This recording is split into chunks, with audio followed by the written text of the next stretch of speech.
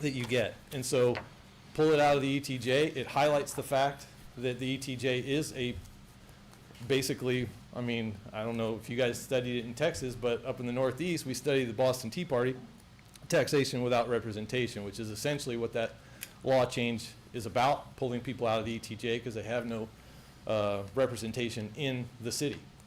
So one solution is you got an agenda item opening bids for a sign that I am assuming is oversized.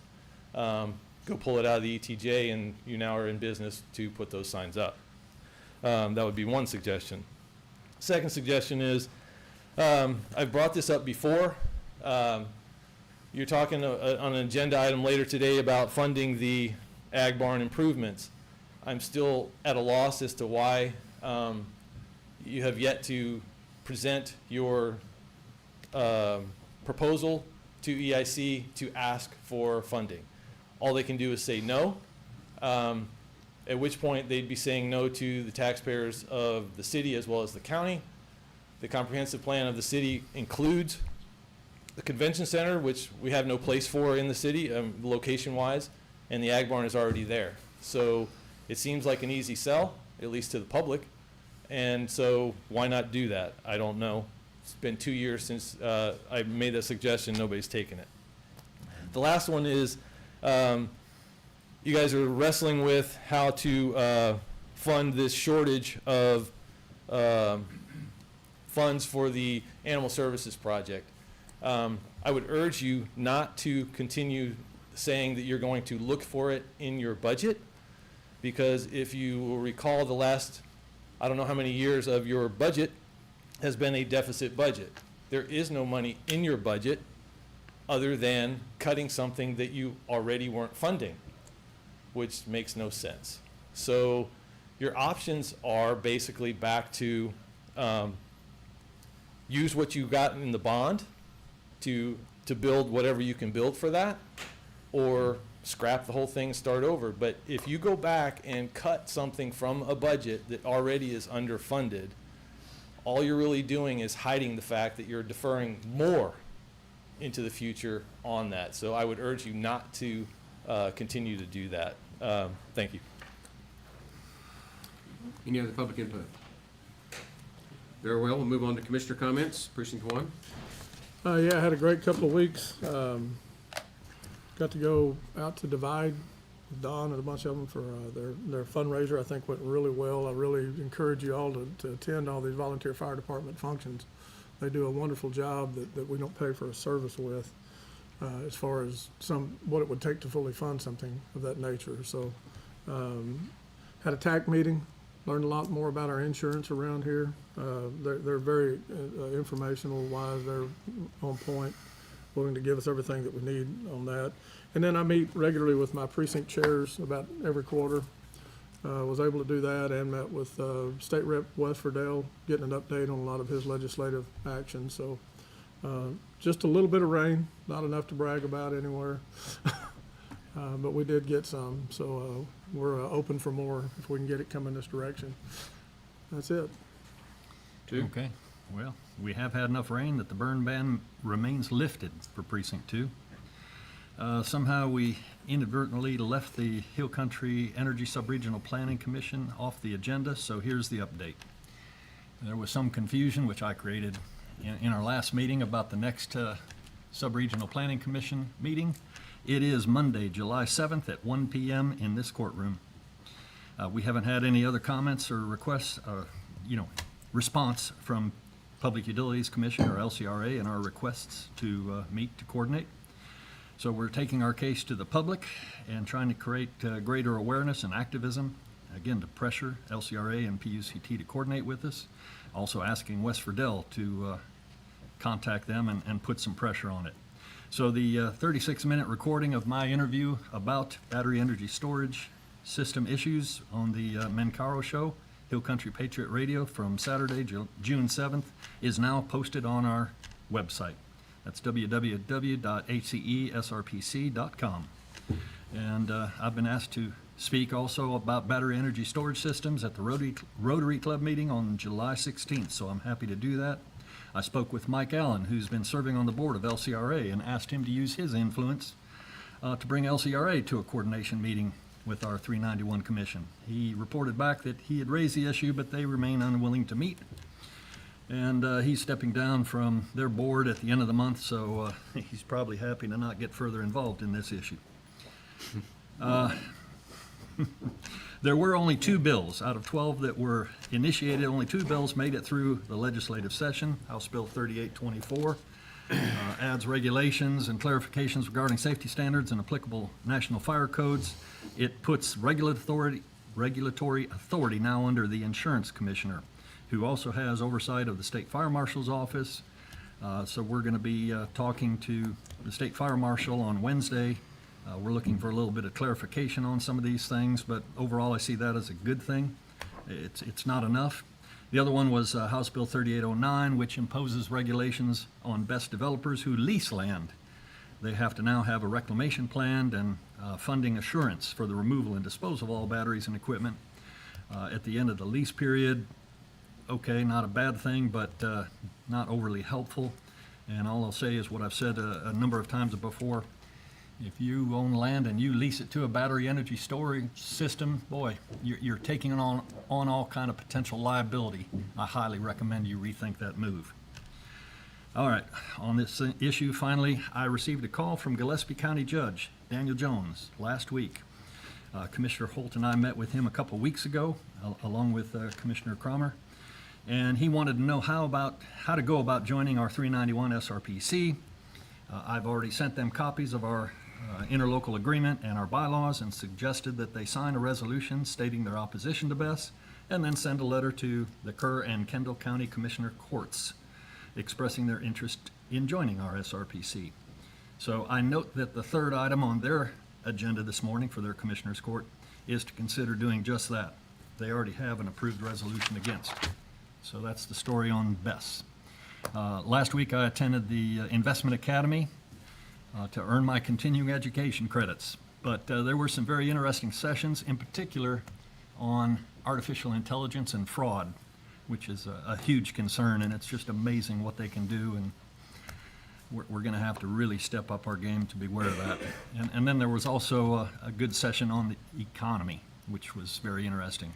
Also attended the America 250 Advisory Council meeting on the 12th. There's a large group that's coming together to plan for the 250th anniversary of our nation on July 4th, 2026. And the next meeting for that is August 14th at 9 a.m. in the Chamber of Commerce. Tomorrow evening, I'm going to be attending a meeting in Centerpoint about incorporation. The meeting starts at 6 p.m. It's Central Provisions. I'll lay out how to incorporate, but more importantly, the pros and cons. And I got to say, I do not support it. And finally, in light of the comments about Divide, I have to tell everybody that Centerpoint Volunteer Fire Department is holding its annual barbecue and dance fundraiser on July 12th, immediately after the Centerpoint Down Home Country Parade, which starts at 10 a.m. on China Street. So the brisket and sausage meals are going to be served from 11 to 2, and the dance starts at 9. That's it. Thank you. That's all? Yeah. Sorry. Good update. Yeah, just a little bit of rain, less than a quarter of an inch in our area. The ban does remain lifted for precinct 3, but we're watching as it gets hotter and hotter. Not afraid to make the call. Airport meeting, pretty good one. They have a new master plan. If you want to look at it, I think it might be available. Pretty thoughtful, and the only thing they asked, and I wanted to pass along, is they do need a little help from the county to get through their auditor budgeting and invoice transparency. That was their one ask from me. Orderly protest that was held, and I'm grateful that was orderly and that we had the sheriff's office out there to provide any support as required, but the First Amendment is protected in our county, which is good, and it's still a friendly town, which is nice. I'm glad to see that. You are aware we are under a migration issue, and it's not birds, that's the computer.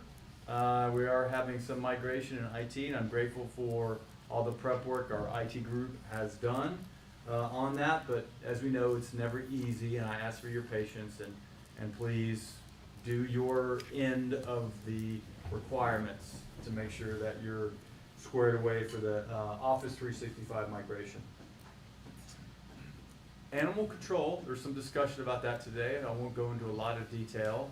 But I've been out there a lot last week and a lot the week before, and it's going vertical. They have big steel in, and they're putting in all of that in the future. I will let you know, they are gonna be behind schedule. We expected that, okay? We'll talk more about that in the future, a little bit behind schedule. And please pay particular attention to the budget adjustments, okay? It'd be remiss as one of the military guys if I didn't, mention the U.S. Air Force action that happened over the weekend. And I'm going to Quantico, Virginia, and I'll be on the East Coast near D.C. for this week. Not afraid. I would say one thing, it's 1979.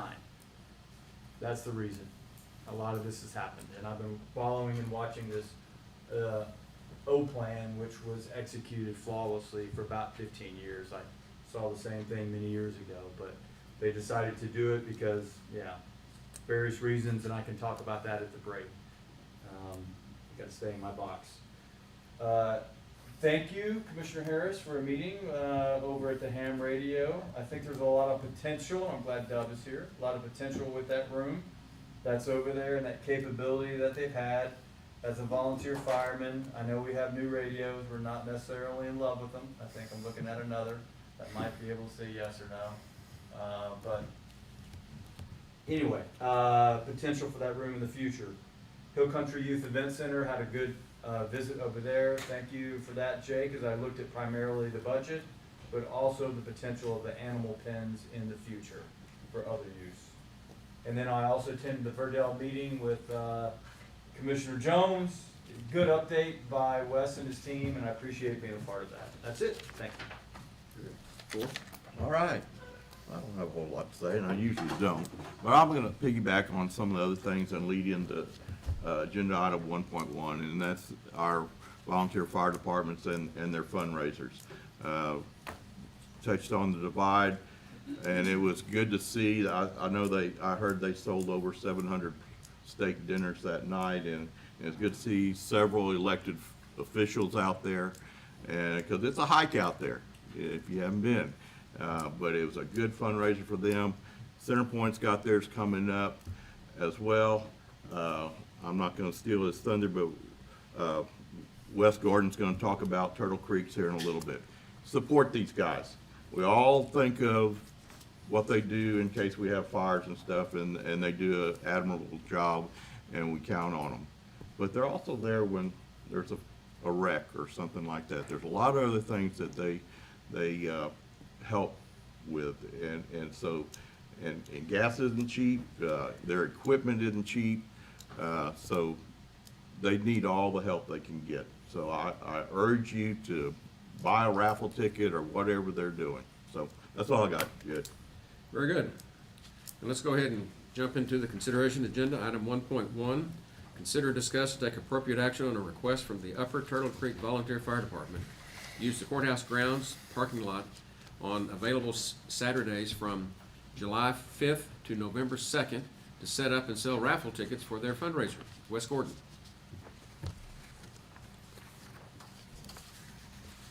Good morning, Judge. Good morning, Commissioners. Yes, we're looking to use the parking lot on those weekends to sell tickets. We're gonna call this December to Remember, because our fundraiser is gonna happen December 20th, right before Christmas. So you'll be able to walk away with some guns or a gun and a mule, all kinds of items, silent auction items and that kind of stuff, bucket drawings, and that'll all be happening on the 20th from 12 to 6. And it's a 10-gun raffle? Yes, 10-gun raffle. The Kawasaki mule is one of the top of the line mules that they got out right now. Comes with the trailer. So We it's sold all- out of tickets on that last year, right? We sold every one of them. Yeah. We had people at the event asking to buy. We were just totally out. Yeah, I didn't win it. Yep. Neither did I. I'll make a motion that we approve allowing the Turtle Creek Volunteer Fire Department to use courthouse grounds parking lot on available Saturdays from July 5th to November 2nd to Second. sell raffle tickets. Got a motion and a second. I've got a question, Wes. It's from 8 to 5. Yes, sir. To what extent are you gonna be using the parking lot? The entire parking lot? No, just the corner Oh, just the by corner? 16 and Oh. 27. I didn't know if you're gonna fill up the parking lot or not. No, they just We had the- could. Yeah, all good. You gonna Bring- have- bring a have few the trucks mule there. In tow? Yep. Yep. No, Any other just the discussion? corner of the They've done it parking lot. before. Any other discussion? Those in favor, raise your hand. Unanimous, thank you. Thank you. Y'all have a great day. The next item is a timed item. We're getting there a little late. It's 1.2, consider, discuss, and take appropriate action on a request to park a mobile gaming trailer at Flat Rock Park for 2 hours on Saturday, August 23, for a birthday party. Denise Guana? Did I say that right? Not here? Well, we'll pass that for the time being. Maybe she'll come. Moving on, we'll go to another timed item at 9:05 is 1.3. Consider, discuss, and take appropriate action on a request from the Texas Master Naturalist to plant 3 trees on the east side of the courthouse parking lot. Shane Evans. Good morning, gentlemen. Alice, Take with take these guys with you. I was contacted by Alice King with the Master Naturalist to plant 3 trees. If you've noticed over there by the commissioners of where y'all park, there's some flags that have been marked out. And she contacted me to ask if she could plant 3 trees in that location. And she, one would be a large shade tree, where she was considering maybe a bur oak or cedar elm, and the other 2 is just more of a decoration. Also, we also found out, because she was asking about the plaque where Zoe the drug dog is there's a plaque there. Through some little investigation work through your commission, your court coordinator found out that Zoe the dog is actually buried in that spot where that plaque is at. So they had also, in the process of putting the trees up and doing some more work there, kind of make it a little spot to honor the drug dog that's there. So I was gonna ask, what are y'all's comments? Are y'all interested in having some bigger trees, maybe planted there? Shane, given the choice of the 2, a bur oak, I think would be preferable. Cedar elms seem to, they grow fast and do good, but they fall down a lot sometimes. Okay. Yeah. If we get that choice, I think we need to go that route. Okay. Otherwise, I don't have any.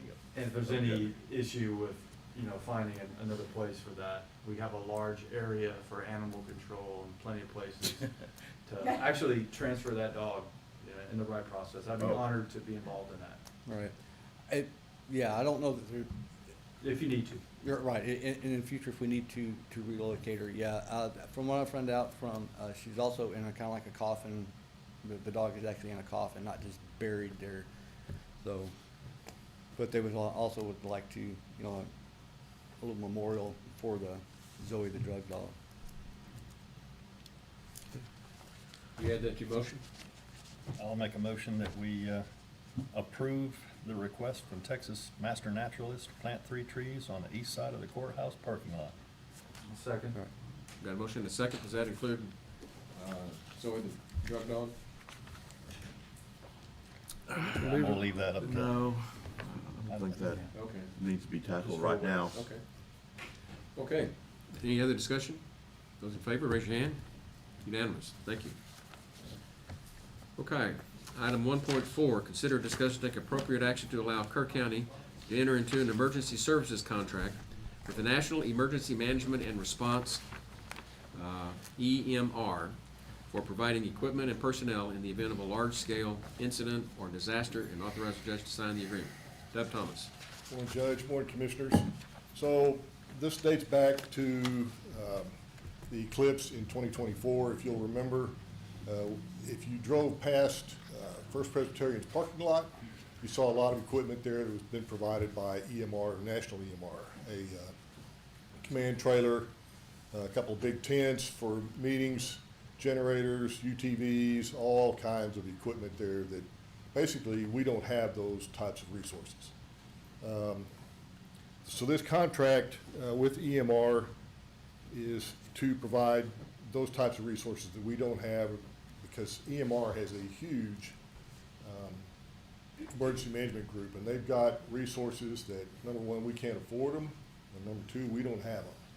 And fortunately for us, this contract, those resources, particularly like they used for the Eclipse, are free. There's zero cost for those.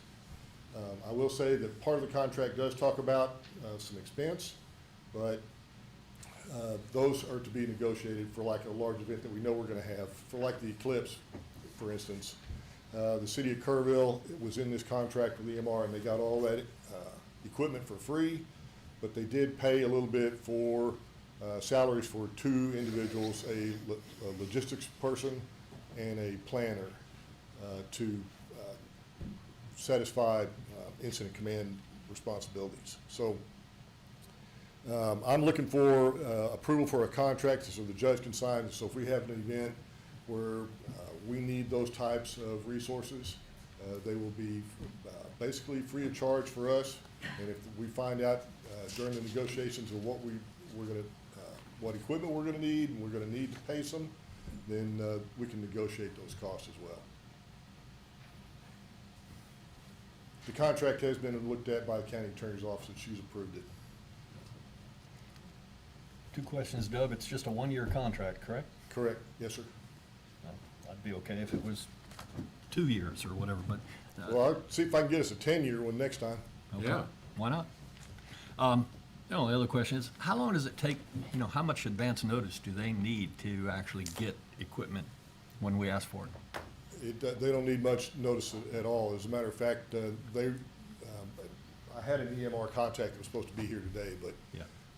he hasn't showed. But some of their stuff or some of their resources, they'd probably get them here quicker than TDEM would. Yeah. I mean, they come from San Antonio. They've got a huge. So they're coming from San Antonio? Yes, sir. Okay. Yeah, that should be pretty easy. Very good. I appreciate what you're doing. Having lived in EOCs or COCs, emergency operations centers, for most of my life, it's difficult to try to bring everyone together very quickly and to allocate resources wherever, we should find that. And whatever we can do to promote that in the future, I think is going to be very important. I move for approval. Got a motion? Second. And a second? Well, I went to it at the Eclipse, and I was very impressed with what they did. And comparing them to Tatum's not fair. Any other discussion? Those in favor, raise your hand. Unanimous, thank you. Thank you all.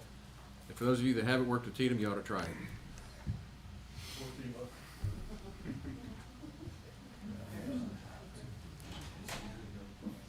Next agenda item is 1.5, consider, discuss, and take appropriate action to approve a request for proposal pending the county attorney approval for dog and cat kennels for the Kerr County Animal Services Facility. Reagan Gibbons. Good morning. So this is something been putting together to kind of move forward with trying to get some bids for everything that we're needing. Been working on that. It's still got a little bit of tweaking to do, but hopefully get that done today. Get it to the county attorney's office to look at that. You guys have any questions about it? And my apologies, I've never done anything like this, so thank goodness for Charlie helping me.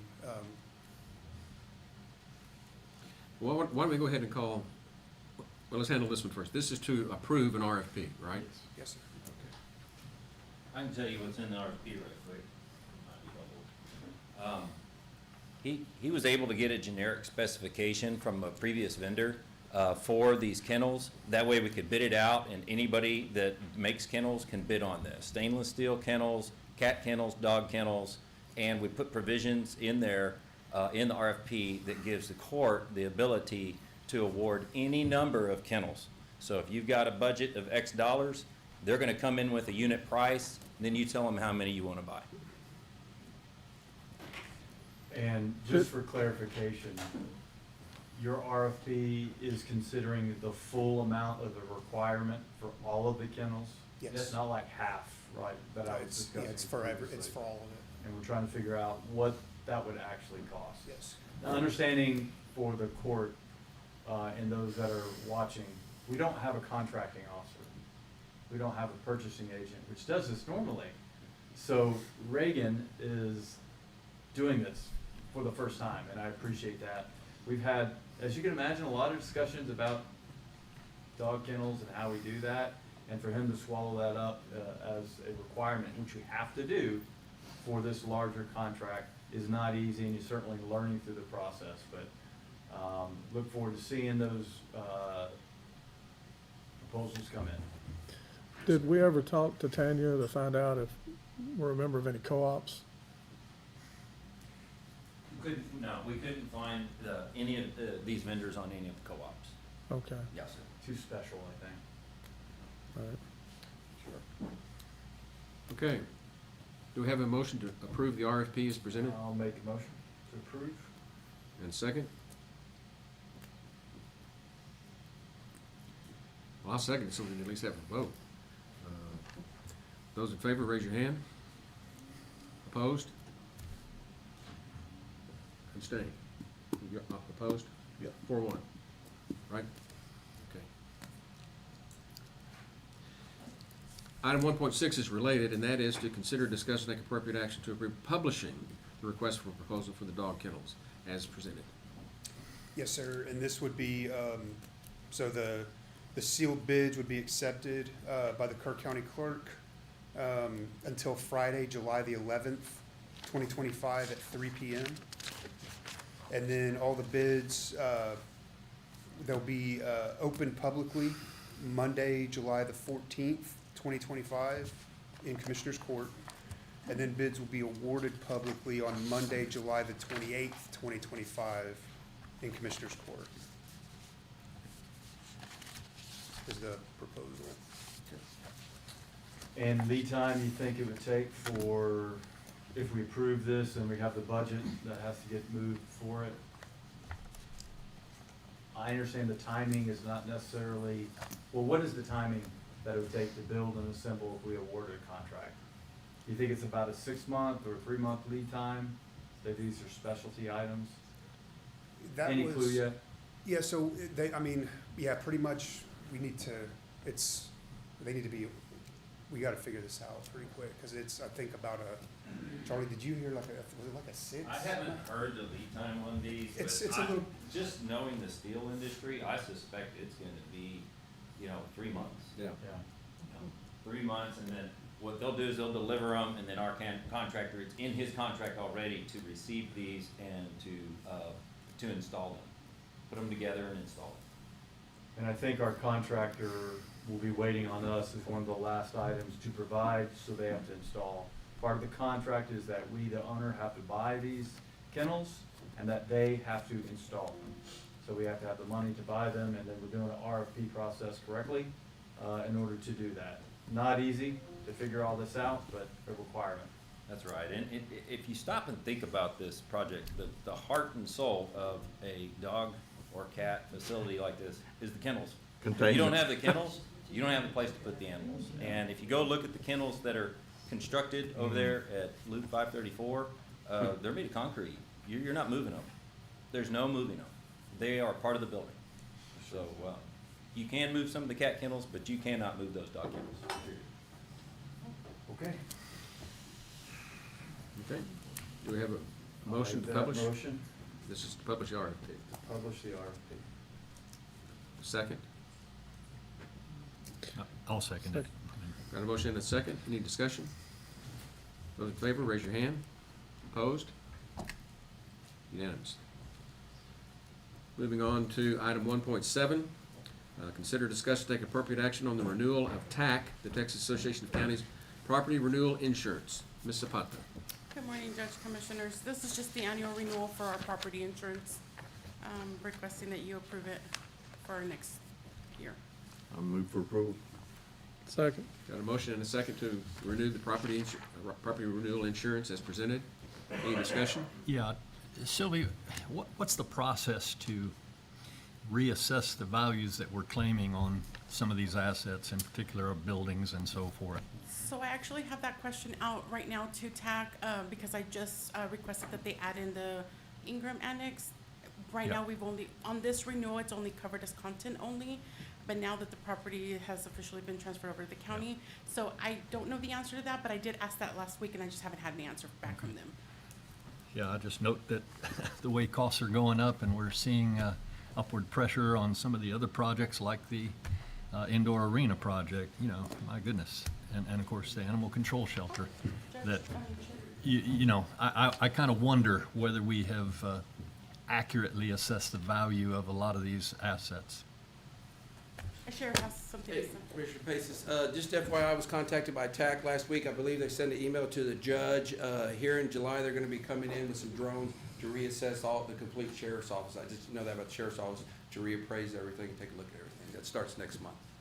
But just the sheriff's office, or are they gonna Well, look I'm at some? sure they're doing the whole county. I just, they contacted me because they're gonna need to be allowed in the facility. But they're gonna be in contact with the judge very soon. Yeah. So I had no knowledge of that, but I will definitely reach out and see if they can do the same for all county buildings. So At least the major ones, you know. we can say in progress. In progress. Oh.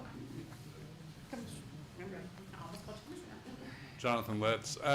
Historically, they come out at least every 3 years and do a complete reappraisal of every facility we have. I know they did it, I want to say 2 years ago. And they go out and usually they will come out with a list, and we'll get with HR of all the different properties, all the addresses, and then they'll go physically visit each property and check them out. So it's done pretty regular, but Yeah.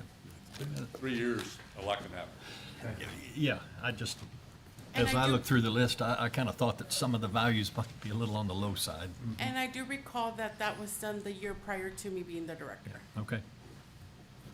So we've got a motion and a second. Any other discussion? Those in favor, raise your hand. Unanimous. Moving on to 1.8, consider, discuss, and take appropriate action. We had a time item at 9:30. Do you want to? Up to you. Well, you got Sylvia up there. Let me get rid of Sylvia, okay? Okay. Yep. Don't get rid of me. Oh, wait a minute. Really? We don't want to get rid of you. I like my job. She's got 3 items on here. We just did the property insurance, and Okay. then we go on to the health insurance, and then go on to the holiday schedule, so. Let's go to 1.8. Consider, discuss, and take appropriate action on renewal of TAC, health and employee benefits pool insurance. Mrs. Potter. So again, this is just our renewal, our annual renewal for employee health and dental benefits. I move for approval. Second. I've got a motion and a second to approve the TAC health and employee benefits pool insurance. Any discussion? Those in favor, raise your hand. Unanimous. Item 1.9, consider, discuss, and take appropriate action to approve the holiday schedule for FY 25-26. Mrs. Potter. This, I gave y'all 2 options. One, the second option just adds Juneteenth since it's a federal holiday, but the first one, it does not have it on there, so just whichever one you guys want to approve. I move that we approve the first option. I'll second. Got a motion and a second to approve option number 1 for the holiday schedule as presented, which does not include Juneteenth, right? Perfect. Any discussion? The only thing I would say is, one of these days, we're gonna have to recognize that holiday. So, it's not going away. Well, no, it's not going around, and it is a national holiday, but we have no major celebration here or anything else. I know, And so that's I'm the not reason I. criticizing, I'm just saying that we need to prepare ourselves that we are going to have to observe this holiday at some point. Agreed. You know, my other issue is just one more holiday. I mean, can we get rid of a holiday if we're gonna adopt Juneteenth? If I we, kinda look at the list, I struggle with what we would get rid of, but I really don't wanna add another holiday. Okay, sounds good.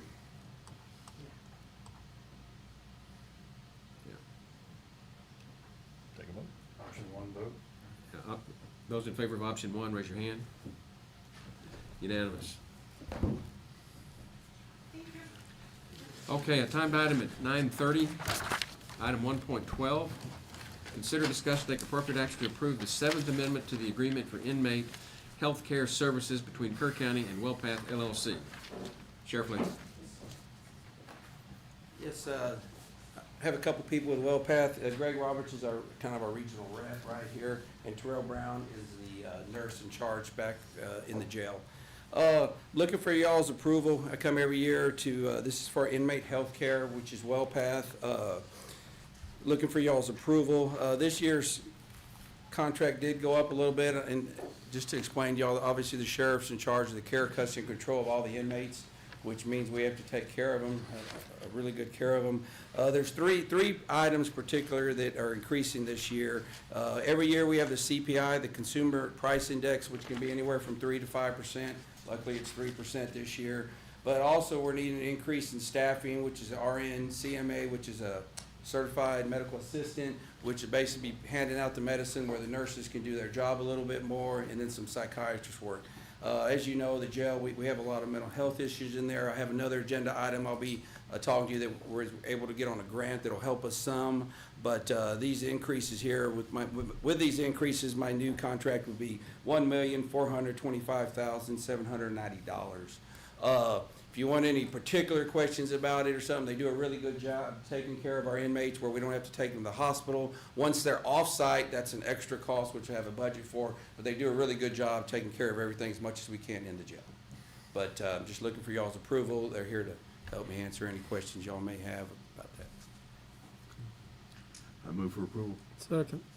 Got a motion and second to approve the Seventh Amendment to the WellPath contract with the Sheriff's Office. Any discussion? Those in favor, raise your hand.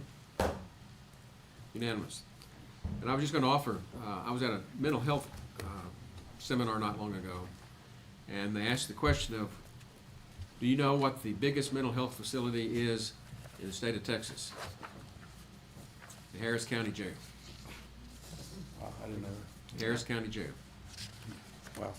That's the kind of problem we're talking about. Is that right? They're building their own wing, I think, or something like that for mental health. Yeah. Wow. We're not that bad. Thank you. We'd kind of prefer you to not go for that record, Larry. Isn't that crazy? Yeah. The jail. Item 1.13, consider, discuss, and take appropriate action to decide a course of action to address further improvements and modifications to the Hill Country Youth Event Center indoor arena, along with potential funding mechanisms, and to allocate funds in the next 25-26 fiscal year budget to progress whatever items, if any, the court considers appropriate. Commissioner Paces. Charles, do you have my presentation you can pull up? Got a few slides. You all should have a hard copy of this presentation, along with a cost estimate that came in from James Bailey with J.K. Bernhardt. It came in, unfortunately, fairly late Friday afternoon, but you have that available as a resource. I'm not sure that it makes too much difference at this stage, and as I go through the presentation, you'll understand why. So next slide, just to kind of set this up. This is just the existing floor plan. So all I'm talking about is the indoor arena, which is the right-hand side. We have the event center, which is the nice AC indoor area for all sorts of different events. And then we have the show barn. And I'll just point out that the show barn is effectively the model for what we want to do with the indoor arena eventually. Next slide, please. This is a list of the priorities that have been identified. We formed a committee, the Office Space and Storage Space Committee, and we kind of took this on in addition to. And a lot of this comes from the original bond proposition B. A lot of this stuff was identified by that group as well. So I think the biggest problem that we were faced with was that the entire roof needed to be replaced. We had insulation hanging everywhere. Well, we did that. That roof was replaced last year and into the start of this year, and we used the last $500,000 of ARPA funds to get it done. Then the other priorities, upgrade the electrical system. There's some serious safety issues with wires hanging. Power was maxed out, so we needed to upgrade some circuits. There's a need for a fire suppression system. We have it in the other two buildings, but we don't have it in the indoor arena. We had lots of debate about whether we should or shouldn't put in a concrete floor throughout the indoor arena. And I think, of course, equestrian folks would tell you, no, don't do that. But the reality is all of the equestrian events have pretty well moved on. They've found other better facilities and locations to hold events. So in talking with Jake and other folks, the consensus is that, we'll bring in a lot more events if we have a concrete floor, and you can still bring in a bunch of dirt and put it on top of that floor if you really wanted to. So it'll be, again, just like the show barn, and we have all kind of stock shows and events in that. Okay, and then we have a bunch of broken doors that need to be replaced. Some of the wall panels, we've replaced the roof, but, the walls in many places are in pretty poor shape. Ideally, we should also insulate those and install protective guards for the lower area. Lighting is a problem. We'd like to go to LED lights. Can't get parts for the existing old lights. And of course, if you're gonna have a concrete floor, we'd like to have large ceiling fans, just as we do in the show barn. That's probably not something, if you left dirt floors, that you would want. Just blow the dust all over. The front wall ventilation fans work, but they're really old, very noisy, and have become a maintenance problem. And then the improvements would be to install toilets and showers and install wash-down areas for show animals. The rear loading dock is non-functional. It's all broken up. The concrete slab's no longer there.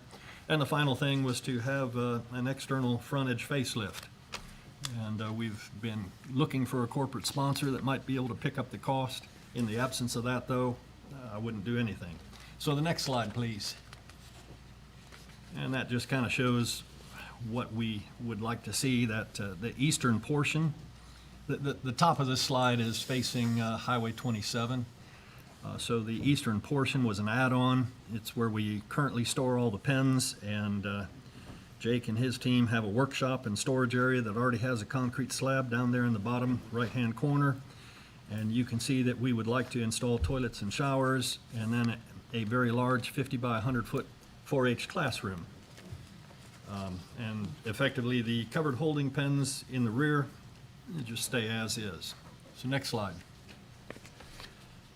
Last year, we put together a budget of $710,000 for indoor arena improvements. And again, the understanding was we would use the last $500,000 of ARPA funds, which we did. So you can see here that there is a breakdown of the actual expenditures or committed funds, since some of them haven't been fully paid for yet. But we had to do some structural engineering. That was not known to me initially, but there were some structural issues that had to be addressed. So we hired Maxwell Engineering to do just that at a pretty reasonable cost. And then the result was we had to make a bunch of structural modifications. And that actual cost, all those were done before the roof was put on, and the actual cost of that was a little over $75,000. And you can see the final cost for the indoor re-roofing project, which both the structural retrofit and the re-roofing project were awarded to Albert Martinez Roofing and Construction. They did a fantastic job for us and came in under budget. And we hired Mustard Architects to do the architectural design and to provide support. And we also hired Keener Engineering to do the mechanical, electrical, and plumbing engineering. Most of that work is now complete. And then recently, in the last court, we approved the award of a contract to, again, Maxwell Engineering to do the concrete floor design and the engineering associated with that. And then we'll do some geotechnical sampling and analysis. We're going to bring in some big semi-trucks and some heavy loads, and we want to make sure that the floor is properly designed to handle the burden of those loads.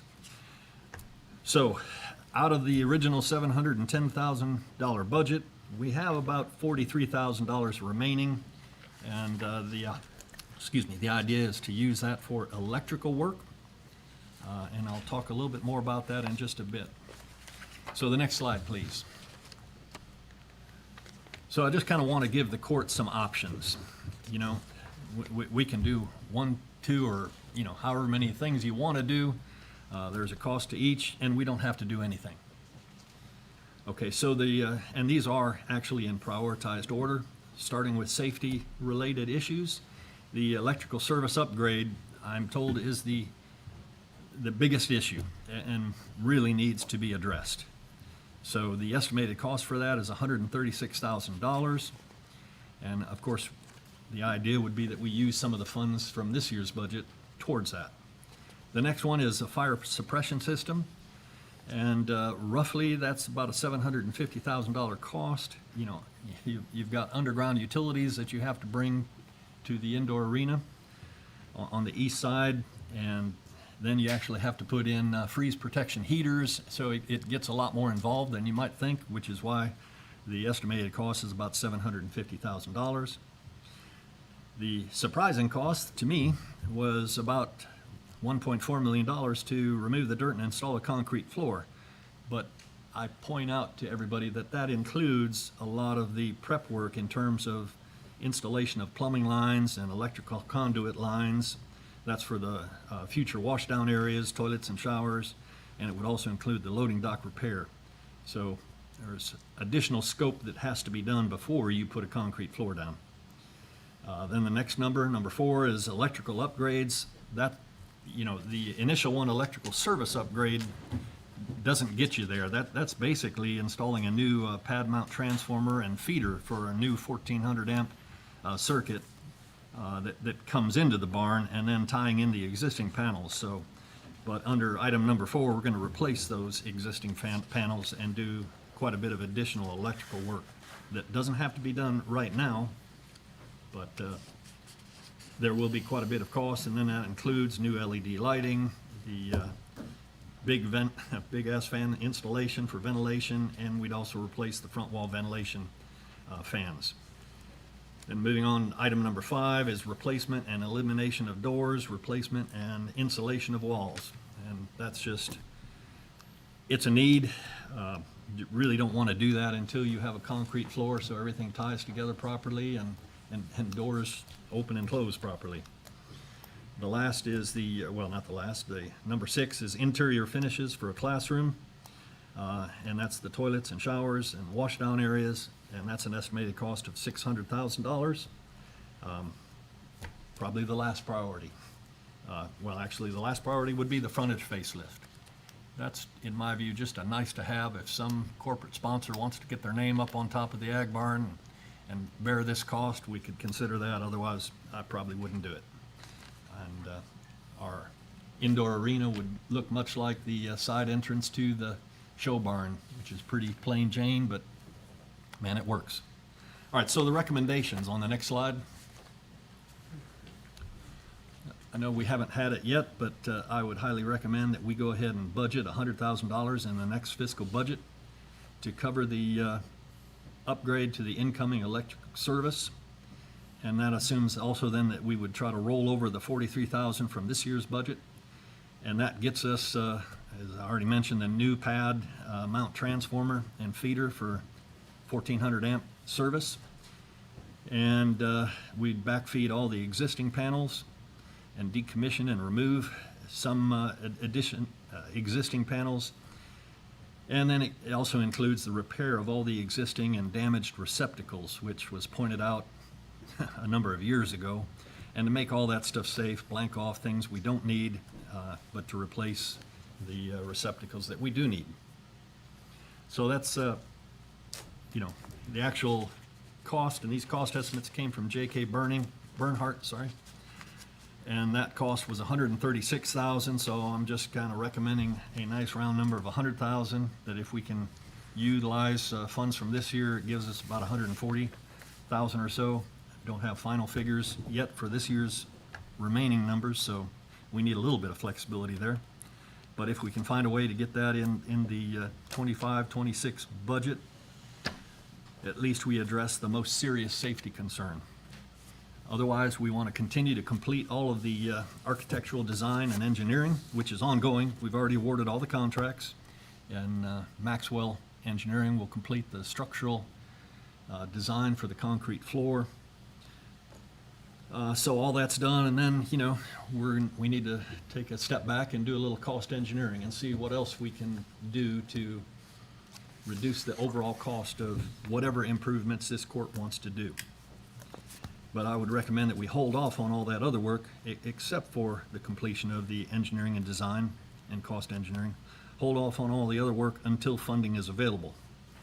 And then, if and when the funds become available, I recommend that we would break up the scope of work and contract separately where practical to avoid general management markups, which can be quite significant.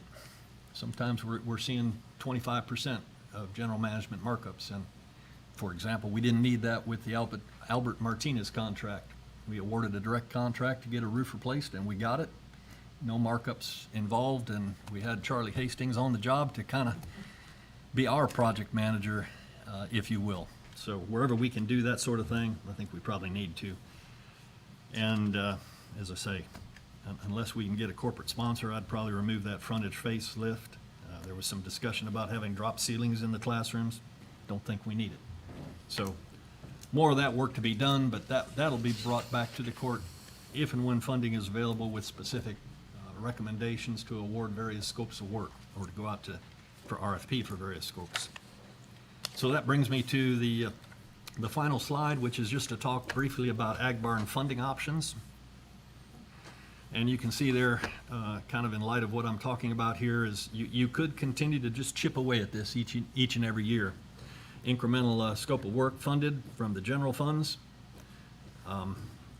That's going to be a tough ask, but it's something we could do. Otherwise, we could try the hotel occupancy tax again. We had that. This court approved it, and it went to the House. Representative West Verdell initiated a House bill, and effectively the bill made it through the House, and it made it through the Senate, and we had support from Senator Flores on it. But at the last minute, before the end of the legislative session, we had an individual in the Senate that added an additional, it became one big omnibus bill. So every county and municipality that wanted a hotel occupancy tax got clubbed into one big bill. And as part of that bill, they put some limits about hotel projects. And at the last minute, there was a significant reduction in the amount of money that could be made available for some of those. And as a result, it didn't pass and the legislative session expired. So our hotel occupancy didn't pass despite having support in both the House and Senate. So obviously, we can wait and try to get a hotel occupancy tax passed in the next legislative session. Unfortunately, that's probably 2 years down the road. In the meantime, there is another opportunity that's been identified to have a venue tax. It does require an election, but if the people want to do this work and see it happen without having to pay directly for it, that's one option. We could seek a tax advance note, but that requires repayment in 7 years. And if you look at the magnitude of what the potential ask is, if you wanted to do it all, you wouldn't be able to pay it off in 7 years. So in that case, a certificate of obligation is a possibility. Again, I wouldn't recommend either of those two unless we have a venue tax that gets approved. Lastly, we could have another bond proposition. It's been 3 years, or will be in November. We could do it again, but that bond proposition, if it passes, all that does is put a tax on our county property taxpayers. So I'm not particularly in favor of doing that. We could seek funding from the EIC, which George Baruti suggested, and I think we probably should go ahead and try to do that. I have not been encouraged along those lines in the past. I'll just leave it at that, but never hurts to formally ask. Lastly, well, not lastly, we have stakeholder fundraising as an option, but I gotta tell you, raising multiple millions of dollars to do this kind of stuff is a huge task. And it could take a lot longer than what we'd like to wait. Finally, we have the potential for some grants. It wouldn't cover the whole thing by any means, but specifically Perry and Ruby Stevens Foundation and LCRA both offer grants for fire suppression. Looking at it a little bit, and I'm working with Noel Putnam, our grant coordinator, on it. The most likely one there would be LCRA, but you're in serious competition, And when you look at the cost of what it's gonna take for us to put in a fire suppression system, it's highly unlikely that they're gonna cover the whole thing. It would be a small fraction of the cost. But at any rate, you have all these different funding options, and we could certainly do a combination of some or all of the above. So I go back to the one recommendation I would like to make, and I'll make a motion that we budget $100,000 in fiscal year 25-26 to upgrade the incoming electrical service, and then to roll over the remaining funds from fiscal year 24-25 to at least address the electrical issues that we are aware of out there and make that facility safer. Second, please. I'm looking at our county attorney, assistant county attorney. Yes, sir. Can we do this? I don't think you can. Consider, discuss, and take appropriate action to decide a course of action. Quick argue, please, just a minute. I think you talk about a course of action. I don't think you can get into specifics at this point. You say we want to go down that path, and then I think that we can put up another agenda item to let it out for requests for bids and things like that. But you can decide that this is what the path we want to go down. But you can't actually let out anything or approve anything at this point to actually spend money. That's not, you've got it on the agenda to discuss what's in it. But I don't think the current court can, obligate a future court before we go through the budget process with any funds. So the request would need to go through the budget process and not be approved until we all approve next year's budget. Because in the budget process, there is a line for capital improvements on this, which is where I would expect to see something in, but right now, there's just not much to cover. I'm okay with that. I'll withdraw my motion, but I will ask our county judge to please consider allocating $100,000 in the proposed budget whenever you present that. I hear you. But whether I recommend that or not, this court will decide the budget.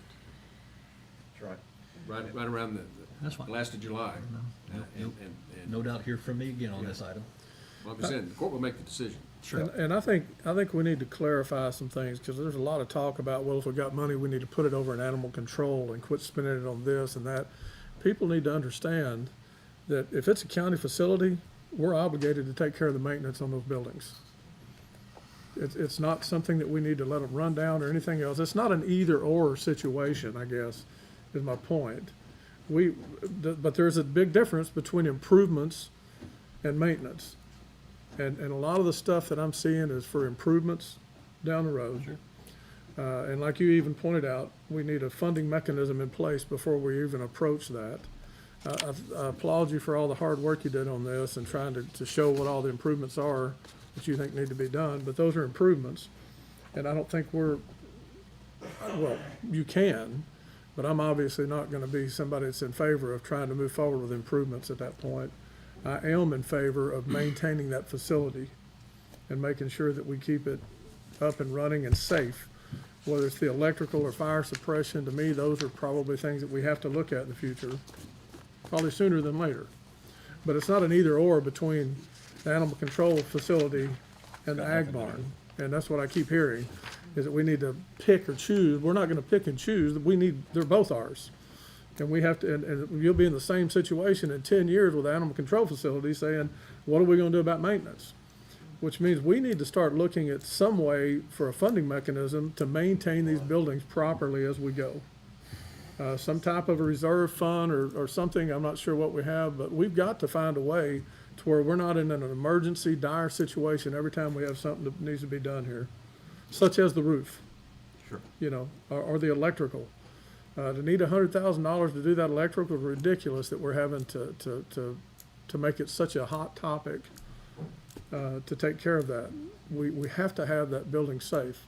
And Jake, is it in pretty bad shape or not? Yeah. Yeah, it is, right? Electrical is. So we should not be ignoring the electrical, right? Right. Yeah, and that should never be a major topic before this court. We should have some type of an escrow fund or something I'm not sure, Tanya, you're the expert on that, how we can do that to where we can maintain each county facility individually. It just seems like common sense to me, that we're not doing. So, maybe that's something we need to look at in this budget, how we can create that type of a, ongoing maintenance fund for these facilities. There's not a bigger supporter of the event center than I am, in this room. But I will tell you, the priority list you had is on track. I mean, on target right there. But I'm in the camp that we wait for funding. And I think the next agenda item might be the answer, in my view. And so I'm gonna leave it at that. I'm gonna weigh in with a big picture observation. I'm gonna jump in the helicopter and go up about 15,000 feet and look down on what we're looking at here. Everything, all the work you've done, this is good work. These are things that need to be done. But this is almost like drinking water out of a fire hose. We got so many things, and it looks like it's gonna be a $4 or $5 million project.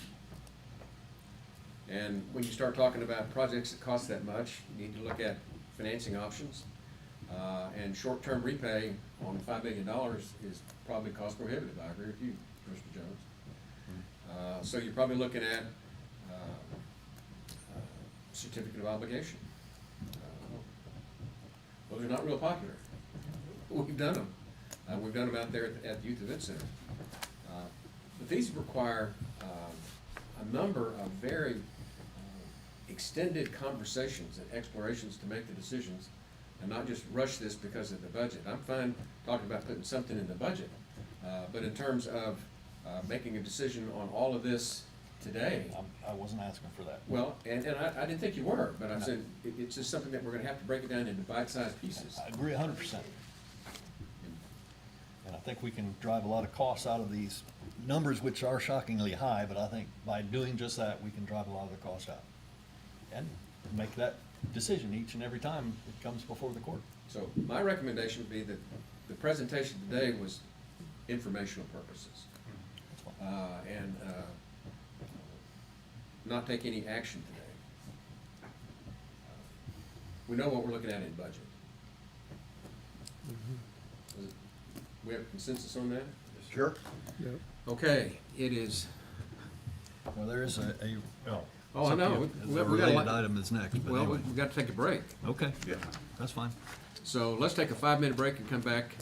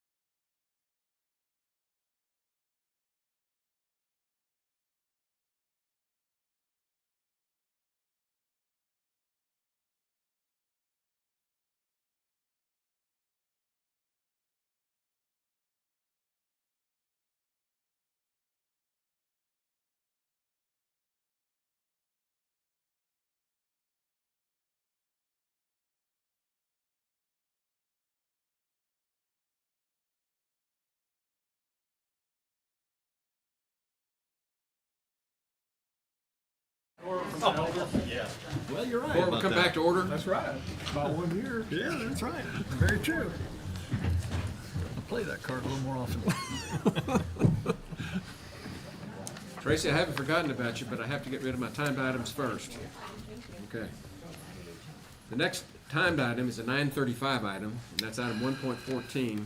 Consider, discuss, and take appropriate action to approve a resolution authorizing the planning, acquisition, establishment, development, renovation, and construction of the Hill Country Youth Event Center as a venue project in accordance with Chapter 334 of the Texas Local Government Code, and designating the methods of financing for the project subject to voter approval at an election call for such purposes. Commissioner Jones. Yeah, I don't know if y'all have had a chance to look at the resolution yet. Heather, or the county attorney's office, y'all, how do y'all feel about everything? It's in, She's prepared the paperwork for you. right. One thing we need to make clear on here is that I did hear comments before, this,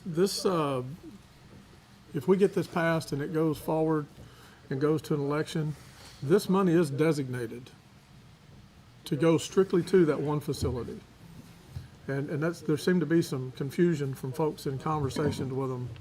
Had a couple of people even called me about that and said we needed to be more clear about it, so here I am being more clear about it. The venue tax is dedicated to the venue. It is Exactly. dedicated to the venue. Yep. That's right, that's right. So, with that being said, I'd make a motion that we approve the resolution as presented. Second. Got a motion and a second to approve the resolution authorizing the venue tax that we've been talking about as presented. Any discussion? Yeah, I just kind of wanted to question whether, do you feel it's broad enough to cover all the things that we might contemplate doing at the event center? Absolutely. I mean, A bite at a time. like the maintenance costs and Yeah, and I think it'll put us in that position to where we the can, Spectre contract?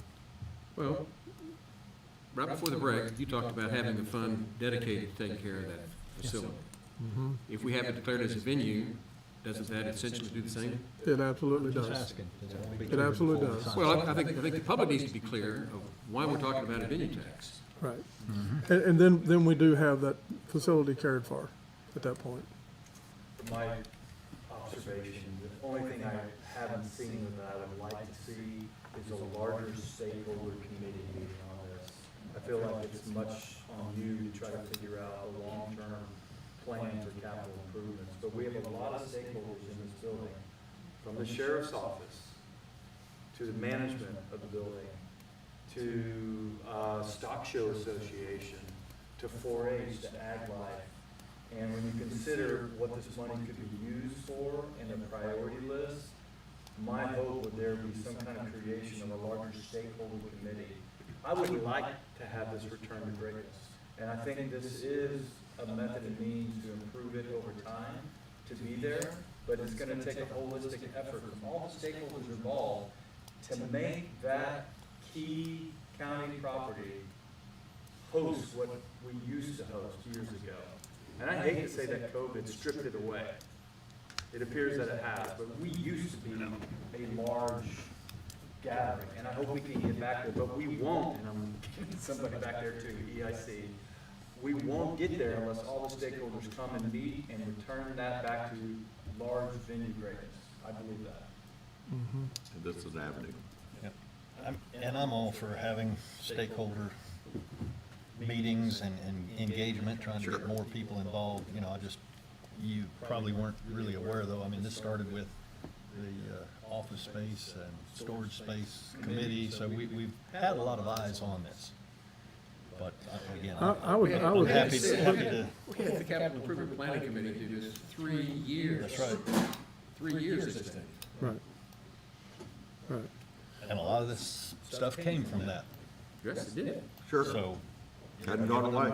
some credit. It's just, we've stripped out a lot of stuff that initially was part of the plan, and to make it more cost effective. And I think that realistically, this is worth investigating. Of course. See if we can do it. So, The only other question I kind of have is if we go forward and, put this on a ballot, I guess that's ultimately what has to happen, right? Yes. Correct. it's very clear to me in the election code what elected officials can and can't do with a bond election, but this isn't a bond election. This is something different. So, and we are gonna have to inform the public, so. You're talking about what our participatory role can be? Yes, exactly. Because it's limited in bonds. Exactly, that's my point. And I would defer to our county attorney's office. Because that, to me, that's a key question, and then when would that apply? You know, because we are gonna have to engage with the public to get their support for this, because it's gonna be up to the people. I mean, this is not gonna be our call, it's gonna be put on a ballot, it's up to the people. Do they wanna see visitors pay for the maintenance and upgrade of these facilities as opposed to somehow. That's right, rather than the residents taxpayer. paying property tax to Visitors support pay this. it. And I as know I've opposed to heard the from all taxpayer. kind of constituents that nobody has any appetite to raise their property tax. Exactly, So and that's what that's the this. beauty of this, it doesn't do that. Of course. So, yeah, to what extent can we talk about it, engage with the public, and This so. is, We'll get a report from. this is the first step, and then Yeah, we'll I know. agree. Okay. With that, those in favor, raise your hand. Unanimous, 5-0. Moving on to our 10 o'clock timed items. First one is item 1.15, which is open to read aloud sealed competitive bids. And I've been advised by the county clerk that we didn't get any bids. Right? That's correct, For 115. for the alley burger. I thought we did. No bids came in? Whoa. Why don't we pass this and we can double check to see if there are any bids? Well, I knew that a couple decided not to bid, but I She didn't realize doesn't there have were it. no bids. So, All right. we're not, if we've got them, they're not in the right place yet.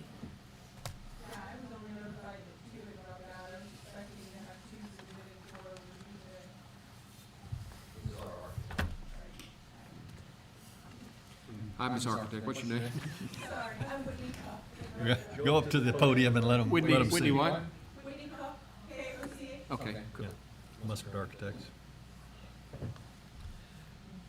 Okay, well, for the time being, we're gonna pass on 115 until we see if there are truly any bids.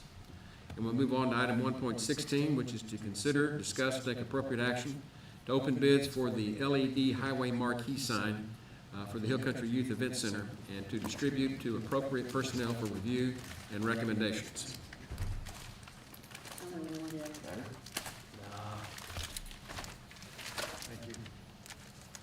He's the only one allowed to carry a knife. Might have had some damage.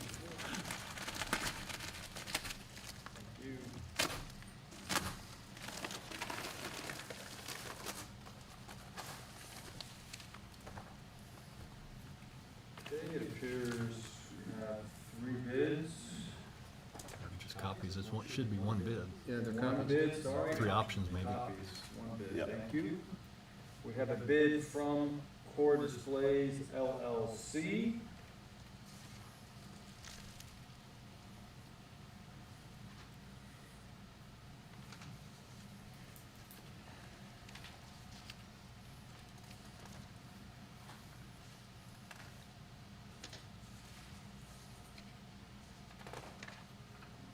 We got a funding sheet on here.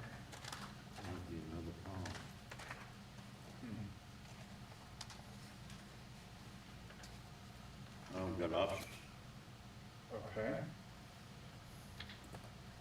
I have the funding sheet from Core Displays, and there are options 1, 2, 3, 4. I'll read them aloud and make sure you understand the difference. Option 1, package pricing from Core Displays is at $87,440 for 6mm ultra-high resolution. Option 2, package pricing at $81,177 is for 10mm high resolution. Option 3, package pricing at $61,167 is 10mm high resolution. And the difference with that, 1 second, sign weight is different. Yeah, one's 800 pounds, one's 500 pounds. And, Maybe it's the size as well, though. yeah, it's sign size. At 800 pounds, gets you a 6-foot tall, by 12-foot long sign for 81,177, where, the 10 millimeter resolution at 61,167 gets you a 5-foot tall sign at 10-foot long. Then what was the 87,000? And the 87,000, sorry, the option one was a 6 millimeter ultra high resolution, but that gets you a 6-foot tall, 12-foot sign. And option four, 10 millimeter high resolution for $46,272, gets you a 4-foot tall by 8-foot long sign.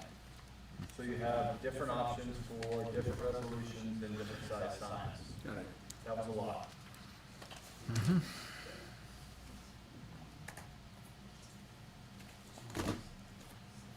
And that's just, yeah, that's the only bid we got. That's one bid with 4 options, size and resolution.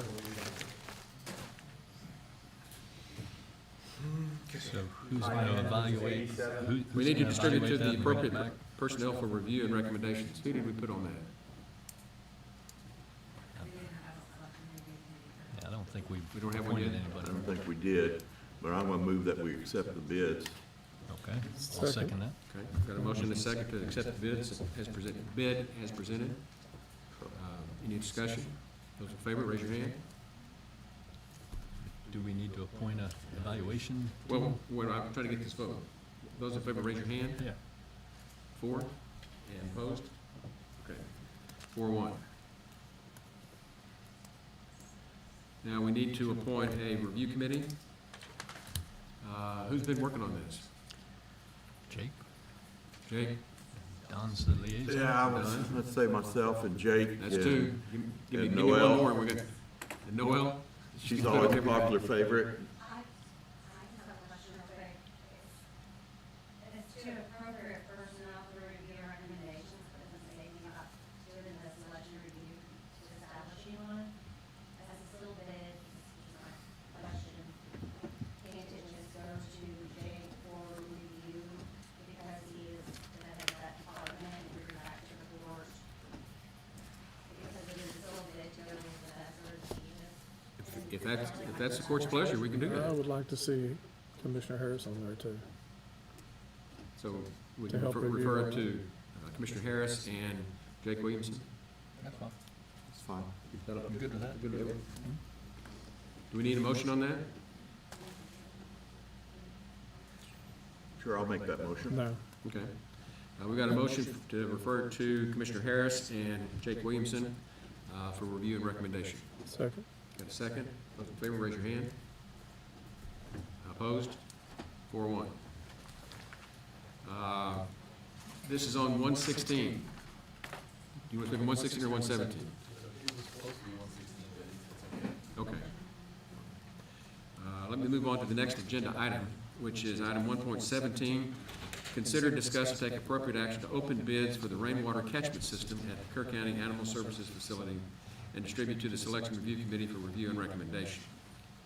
And I've got Commissioner Letts wanted to address this. And George, if you want to. Morning, Jonathan Letts. My recommendation on this is that all bids not be opened and rejected. The problem was there was some contradictory information between the construction drawings that were referred to in the bid package and the actual bid package.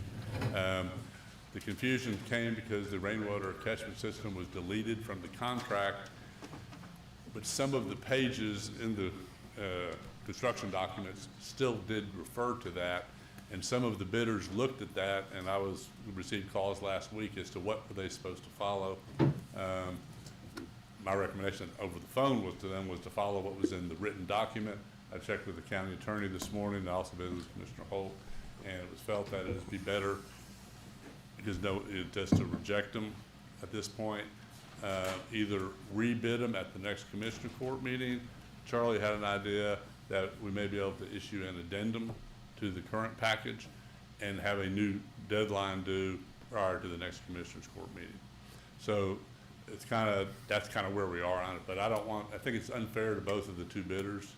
My understanding is that we received 2 bids on this, to open them publicly and then ask them to, if happens to be a conflict. I don't know if there is or isn't a conflict, but there could be, and I'd hate for one to say foul because they followed this and not the other. Well, let me make sure I understand this. We have a flawed RFP, Yes, and we've got 2 bids that have been submitted that have not been opened, correct, and there's confusion about what the scope of that bid should be. correct.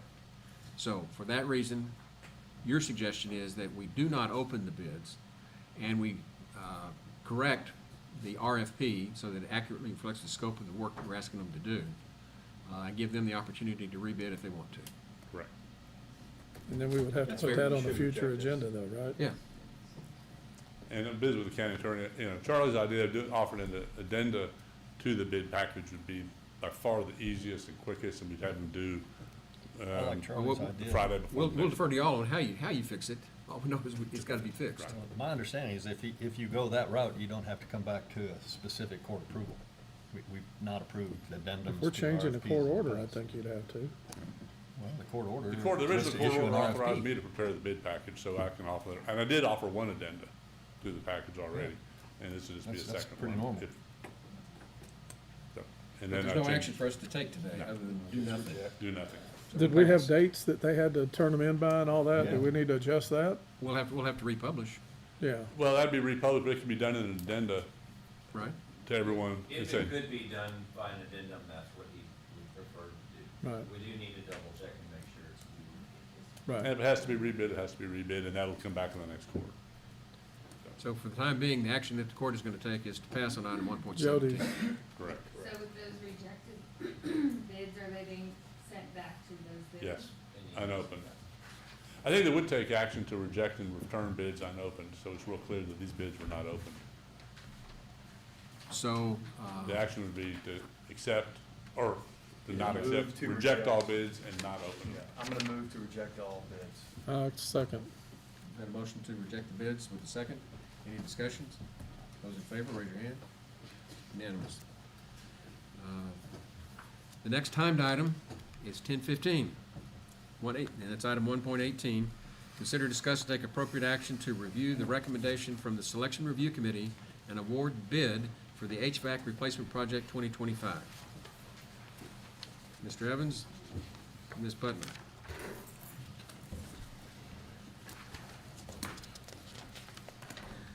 Well, first, I would like to thank you for allowing us to have a timed item. We do have a representative here. We received 1 bid for the replacement project, and so we have a representative from the company here, AirTech, just in case there are any technical questions or anything we're unable to answer. Do you want me to talk, or do you want me to? So what we run into, the bid was, can I see the bid along? Yeah.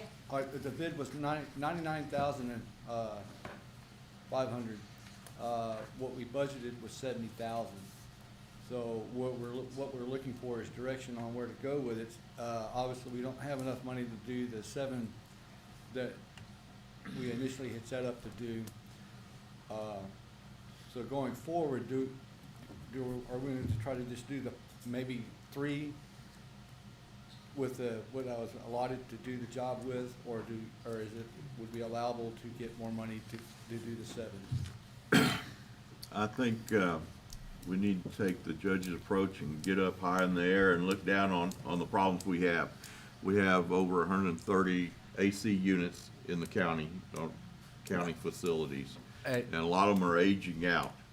And this was for replacing 7 on top of here, and there's what, 33 up there? There's a total of 33 units for the courthouse alone. On top of here, and some of them are aging out, and I think the representative would probably say it's probably getting hard to find parts for some of them, and what have you. And as part of the situation we had with Road and Bridge, several years ago, we thought we need to start spending some money on capital outlay so we don't all of a sudden have 10 pieces of equipment out there that's no longer usable. we have to address these AC units one way or the other. And I think trying to nibble at 7 like we did this time is, in the future, is not gonna be enough each year to look at. So, can you go to the podium? I got a couple questions. Let me ask a quick one to Shane first. Sure. On the budget, you said 77,000. Was that to achieve this year? Yes. Yeah, So- that is correct. When I got the initial bid to do 7, that was in like November, December of '23, so, you know, and I presented in '24, and now here we are in '25. Yeah. Now we're falling short on enough funds to We're do the running out 7. of time too for. I would like to add in there, if I may, so in the 5-year maintenance plan, Shane initially did 70,000 for the first year, which is what we're on, and he did include, like 4.5%, For- inflation for the upcoming years. What we have found is with the change in the different laws from the EPA, they have a new act out, and so we're also having to look into different types of systems because of Freon, and so that has made a major difference in the cost of what these units are. And while our budget's at 70,000, and this particular bid does go over budget by about 30,000, what we're really looking at in the big picture is closer to what this project could be without this bid is closer to 130,000 in that range. So while it's over budget by quite a bit, if we reject this bid and go out for other bids, I don't anticipate it being any lower or coming within. And what Shane was trying to say is, as an option, if you do not want to go that route, is maybe take, in the bid, we requested the 7, 3 of those are 10-ton units. If we go for the replacement of the 10-ton units alone, we will be able to get, and Airtech can probably explain it better, 410A units, which are less expensive than the new ones that are now going to be required by law.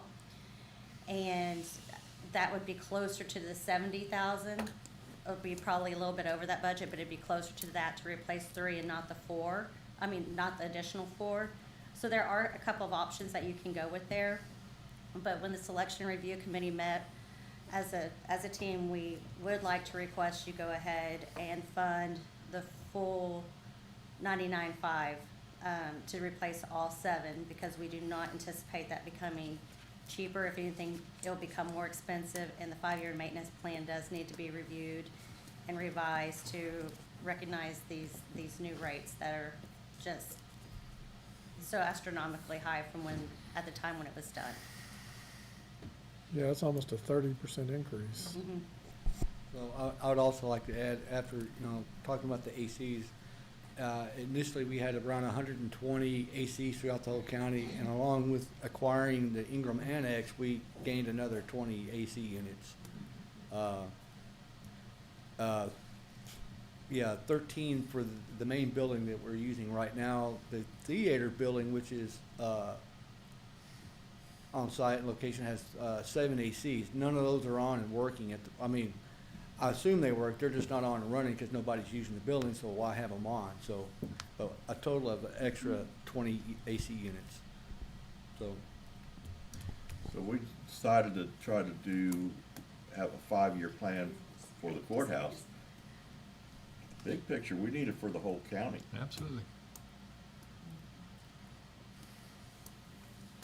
So have we identified any possible sources for additional funds to go from the 70 to 99.5? We have not, as far as, well, with me personally, this would not be considered something like a capital improvement to be able to get some sort of capital improvement grant. This is maintenance. I have yet to find a grant that is willing to pay for you to maintain your property. Maybe to improve your property, Yeah. but not to maintain it. And this is definitely a maintenance issue. Yeah. I do not know, as the grant coordinator, of any type of funding out there that I could My offer. question is more about, doing a budget amendment, and if there are funds available that aren't gonna be used anywhere else, can the court consider moving some funds to cover the difference? That's what I'm really asking about. I couldn't swing that kind of a budget amendment with my current budget that I have right now. I couldn't do that.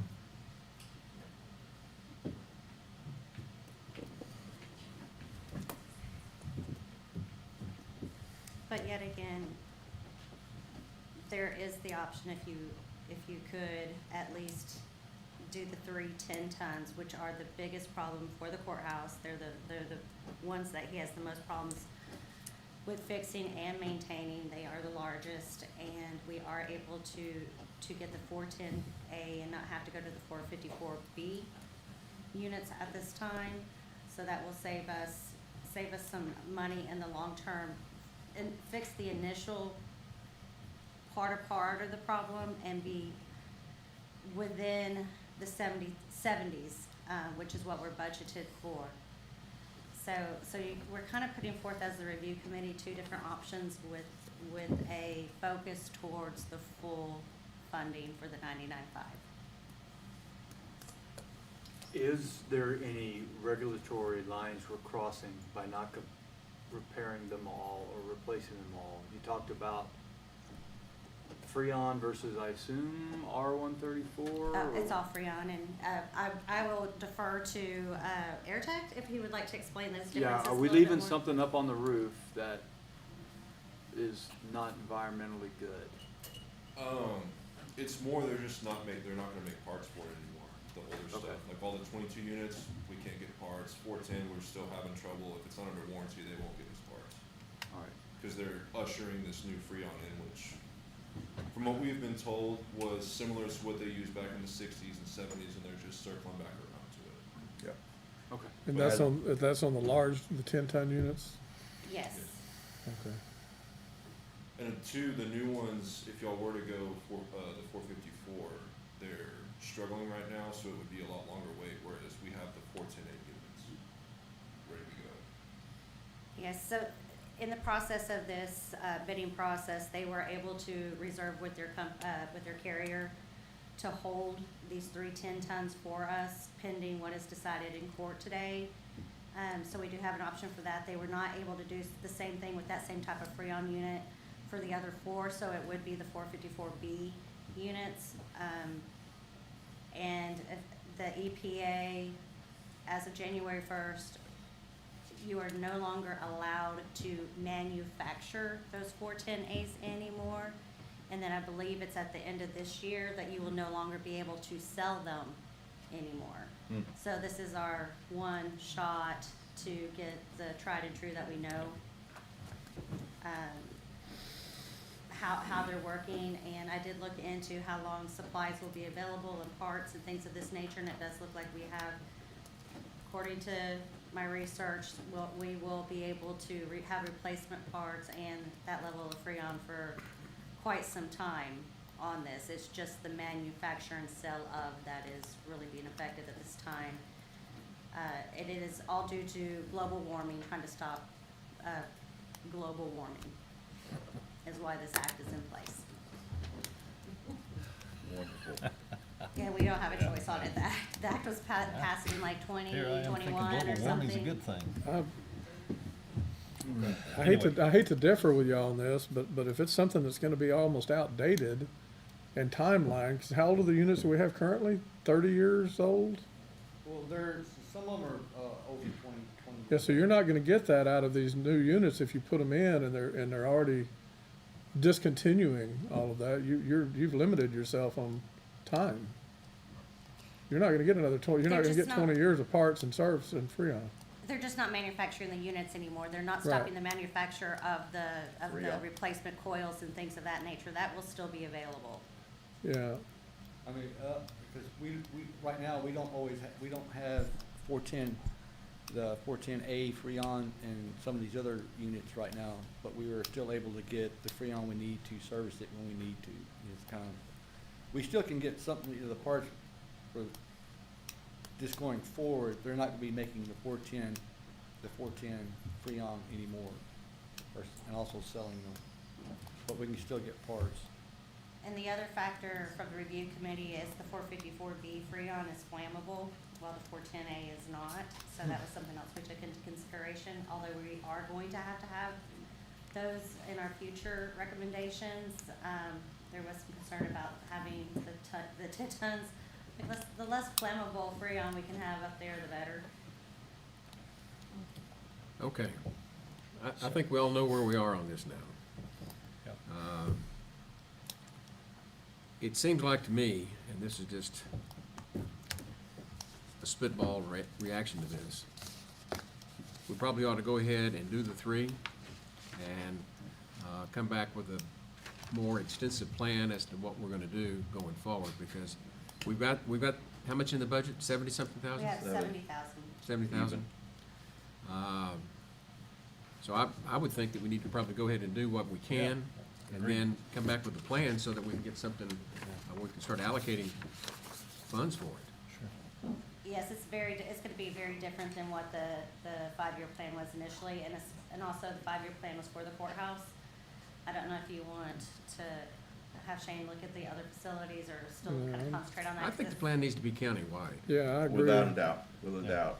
And we'll lean on somebody's expertise, maybe AirTech, to give us a overview of your assessment, maybe others, I don't know, but, this probably isn't going away, and especially now that we inherited the Ingram Annex. I mean, you know, I know those got some, age on them, and, a lot of this stuff's gonna be aging out.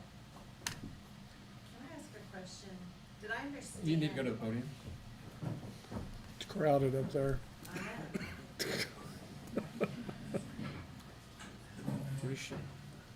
And identify yourself, Robbie Pettifee, Centerpoint. okay? My question is, did I understand them to say, if you don't spend this additional 30,000, then when you circle back to it, it's gonna cost you 60,000? Did I understand them 1/3. to say that? Because if so, then you're saving 30,000 by going ahead and doing it. Well, So it is my understanding that this particular bid was bid very lowballed. We had quite a turnout for the mandatory pre-bid meeting. There were a lot of companies here. We ended up receiving 1 bid. This was lowballed, too lowball to be competitive. We ended up getting 1 bid. And it was lowballed so much that this project itself should have been probably within the $120,000, $130,000 range in total. So that's what we would be looking for this same type of thing. Like on his schedule next year, we have 7. We're gonna be going out for RFP again for like 7 more.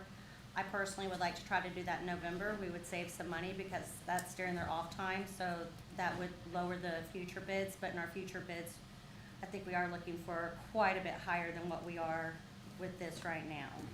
So in answer to, yes, it would be more expensive in the future to wait, but again, our budget says 70 and that's where we are, and I can get you to 70 Right. with those 3. if Shane had the money in his budget somewhere else to make some amendments and stuff, then I'm all about Yeah. jumping on it. Yeah. But, Still gonna be a substantial improvement with 3 new 10-ton units. yeah, so we're, Let's award the contract for at least the 3 and keep the option available if we can find funds to do the rest. But that, you know, we need to see if there's anywhere in the budget where we can find some excess funds that aren't gonna be spent and do a budget amendment. I'd like to see it all done. Do we have a motion? I make a motion that we approve the 3 units to be replaced. I'll second. And would that include coming back with a more comprehensive plan? well, that'd be a County new wide. agenda I don't know item if down we the need, road. Okay. need to We've put that gotta in the address motion, but this. we definitely want that. This Okay. has to, We'll just put it on the agenda. Right. So we've got a motion and a second. Any discussion? This is for the 3. Mhm. Those in favor, raise your hand. Unanimous. Thank you. Thank you. Okay. We have our last timed item on the agenda. which is a little late. It's a 10:30 item. 1.22, which is a presentation regarding the Kerr EDC quarterly update. Todd Bach.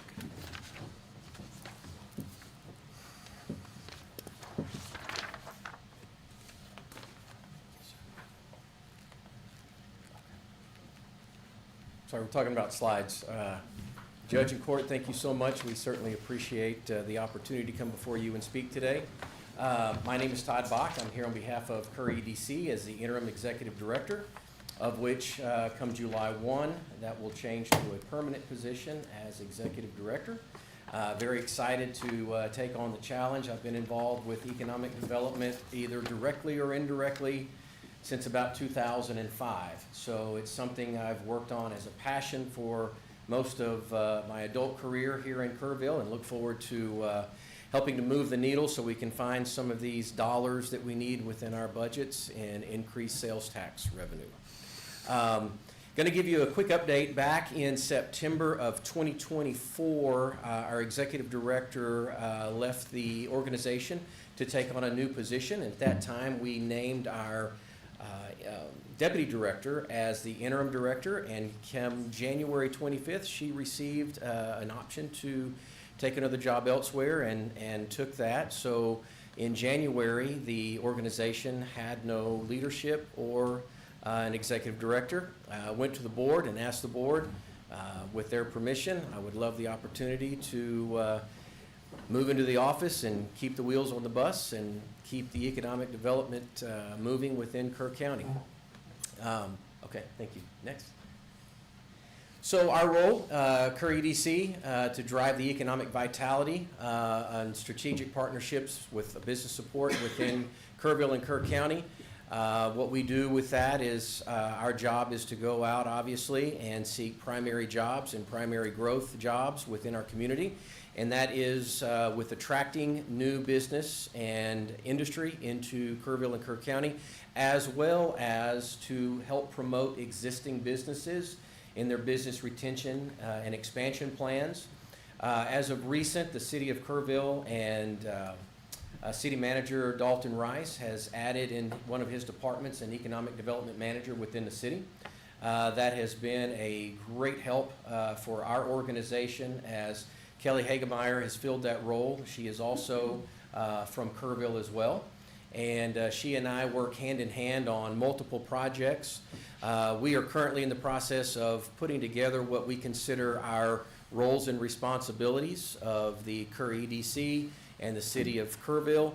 And what we have come up with, we are operating and have been operating this way for several months.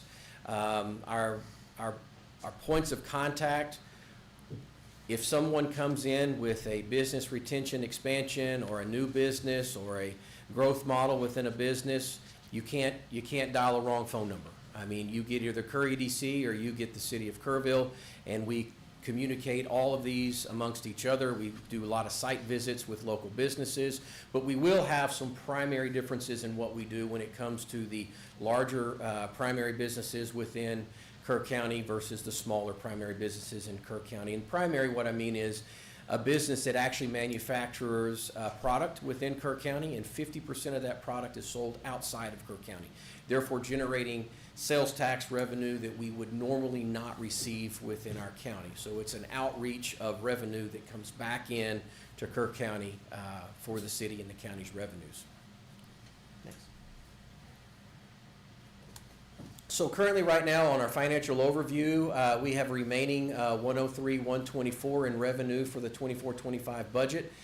City of Kerrville is 75% funded. EIC is 75% funded, while the county and KPUB, we've received full funding from the county and KPUB. Once getting into the driver's seat, the board recognized that we needed a more robust bookkeeping transition. So we put out for bid, and we awarded that to the city of Kerrville. So I've been working with Julie Behrens along with Teresa Metcalf, changing over all of our in-house financials over to the city of Kerrville. The city of Kerrville now does our bookkeeping and our bill pay, and our payroll come July will be Kerr Business Services. We also, the board at the time also decided to engage with a CPA firm here locally. We put it out for bid, and engaged with Davis and Friedel to do an audit. Our organization requires an audit to be done every 3 years, and we were due for the audit. So Davis and Friedel will be finishing up, they have finished up the audit, which will be presented at our next board meeting in July for the board to review. And as we intended, no fraud identified, but they did have some new financial policies and recommendations and suggestions.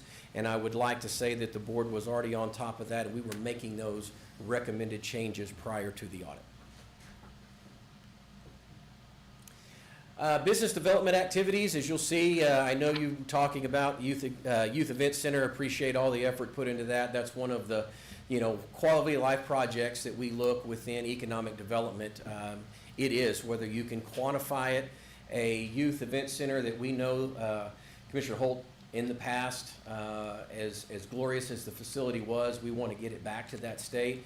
Your hotel and hospitality would love to see that. Plus, just like in economic development, we go tout the quality of life. When you have a prospect come in and they're looking within your community, it's not just about the land, location, and employees. You look at your quality of life. The reason that we're all here, that we love living in Kerr County, is a way for them to attract new employees and also for our local businesses to retain them. So I applaud you in that. Manufacturing expansion projects. We've got a local business retention and expansion project in the downtown area that we're looking at. We're also looking at one of our major employers that is looking into a business retention or a business expansion of their facility, and an upgrade on Megacrete. Megacrete was stalled in their TCEQ air quality permit process. They have filed that permit on May the 2nd, and we're just waiting to hear back from TCEQ, and we're told through Megacrete and TCEQ that process usually takes 9 months. So we're looking at about a 9-month process before we get the results. And at that time, when we get those back, there will be some public hearings that will be posted for those results. And stay in touch with Salvador Garza regularly. He and I communicate constantly as to anything that they need within the community that I can help provide. Please let me know, and we're just waiting back now on TCEQ. Nothing will happen. We don't anticipate any sort of construction start with Megacrete this year. Would love to see that happen first quarter next year. Next slide.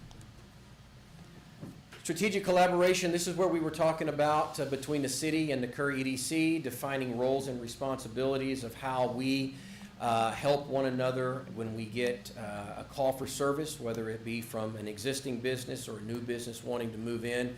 We're really excited about a lot of the activity that we currently have. We are visiting with a lot of local businesses, are really enjoying having the opportunity to have someone help out, whether it be with their hiring process, whether it be with just some business reorganizations. We have resources provided through the state for businesses to actually come to Kerr EDC or the city of Kerrville that help business mentorship. Looking at, we've created what we call a joint BRE intake product, which was Teresa Metcalf. She is our on-staff economic development consultant, to where we actually are doing a much more deep dive into how we continue to collect our data. So in the event that you move positions or role positions, each one of these organizations have this data secured within that organization. So we're working on those. We've got a strategic planning session that the board had back in February, looking to get the results of that, hopefully by the end of this month, which will be on our board agenda for the month of July. And the alignment tools, we're looking to implementing a interlocal tracking CRM system to be able to take all of the intake leads from both the city and the county, again, keep them in a data file to be shared amongst all the stakeholders. So what we've been doing in the meantime too is looking at doing a comprehensive website overhaul, gathering what we call a one white page, which can be used by Kerr EDC, the city of Kerrville, Kerr County, our stakeholders, and basically it's just a data sheet that we send out with our RFIs, the request for information that we get from business generated leads. We've submitted 2 IEDC awards for the work done by Kerr EDC and Katie Milton Jordan, hoping to hear back on that soon. That was very monumental work that was done by Katie and by Gil through Kerr EDC, and very well received throughout the community. We're also looking to find an organization to pick that up where Kerr EDC left off. Operational improvements, obviously just organizational, doing asset inventories. We did find very early on, we're going to come to our board with some database recommendations. Property database. We're looking to have a much more robust property database. I'll give you a quick example. I'm currently working with a company looking to relocate into Kerr County as a headquarters for an advanced manufacturing company. And then we find out and we get their property needs. It is extremely difficult to identify our properties that are available. We have another company that has reached out for requests for information from Kerr EDC based on a wellness center. This will be located actually in the county, and we are looking and currently helping them search properties and locations. And then once we've identified that, then we look at moving forward. They'll come in, review the sites, visit the sites, and then we'll move forward from there. Great announcement that we have. Kerr EDC and the leadership at the board decided that we should reach out to the Greater SATX Partnership, which is a collaboration of Bexar County and 8 surrounding counties that focus on economic development in that region. We applied and we were accepted to the Greater SATX by the regional partners and by their executive board. Really exciting to do that, and the benefit for Kerr County is that when we look to go out and seek lead generations for the type of industry we're trying to attract, well, the Greater SATX Partnership gets an enormous amount of leads that is funneled into that one organization to ship out to all surrounding 8 counties. The very first day that we were accepted, we received 4 requests for proposals from that organization, none of which fit our profile, but gives us an idea of what kind of opportunities and what kind of industry is moving into Central Texas. One of the big projects that I'm really excited about is going to be an internal initiative from Kerr EDC, which will be a workforce development where we have gone out and I've gone to all the local ISDs, the Alamo colleges, the university, and with Mr. Holt's help, we'll get Comfort wrangled in with us. And what we're going to do is we're going to gather all of these, what I call the education sector within Kerr County, are doing amazing work on getting our kids certificates, CTE programs, and even graduating with an associate's. The challenge that we're seeing from visiting with every single one of them is pairing those kids in the workforce directly to our existing employers that need jobs.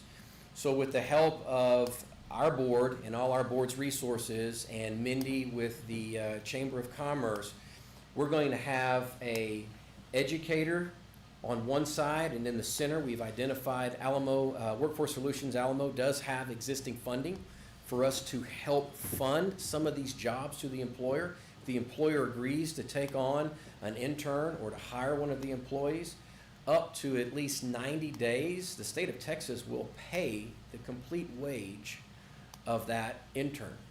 Gives 2 purposes. Number 1, fill a void with a local student or a local young adult within our region and keep them in Kerr County. The other is for that youth to be able to decide, hey, this field doesn't work for me. I need to pivot and go into something else. And so we're going to have quarterly roundtables. We're going to kick that off this fall, and then we'll have quarterly roundtables and be measuring the success of how many students we actually place into the workforce through our educators' work. We'll come back, obviously, to my board and ultimately the stakeholders, the city, the county, EIC, and KPUB. These are targeted industries, the advanced manufacturing, especially food and beverage, life science, technology, and aviation. I don't expect these to deviate, but we want to make sure from our stakeholders that what we're doing out within the community on the attraction side or the growth side is what our stakeholders are looking for ultimately to serve the citizens. With that, I've jumped through some of this with talking about some of the active projects that we have going. 4 key partnerships and stakeholders and funding sources, City Council, EIC, Commissioners Court, and KPUB. And looking to generate through our strategic plan a 3-year roadmap that will guide us for the next 3 years and give us some direction that our stakeholders and community want to see us go.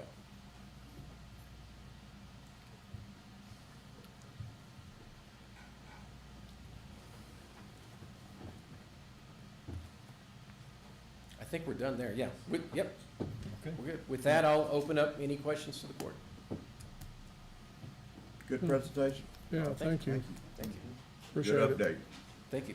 And we'll be doing this regularly. Judge, I'll get with you, and whenever the court desires, we'll be making, whether it's once a month or quarterly, however the court wants us to report back. Very good. Thanks for coming. Appreciate you. Thanks for being patient. Yes. Okay. To refresh everybody's recollection, we're going to go back to items 1.10 and 1.11. And I apologize to our treasurer. 110 is to consider, discuss, and take appropriate action to approve the county payroll schedule for FY 25-26 based on court-approved county holidays. Ms. Oldham. Thank you. I want to jump back to the judge's comment about the Juneteenth holiday. Since it is a federally recognized holiday, all banks are closed in observance. So many of our offices that collect money on a daily basis can't make same-day deposits. So I just wanted to put that bug in your ear.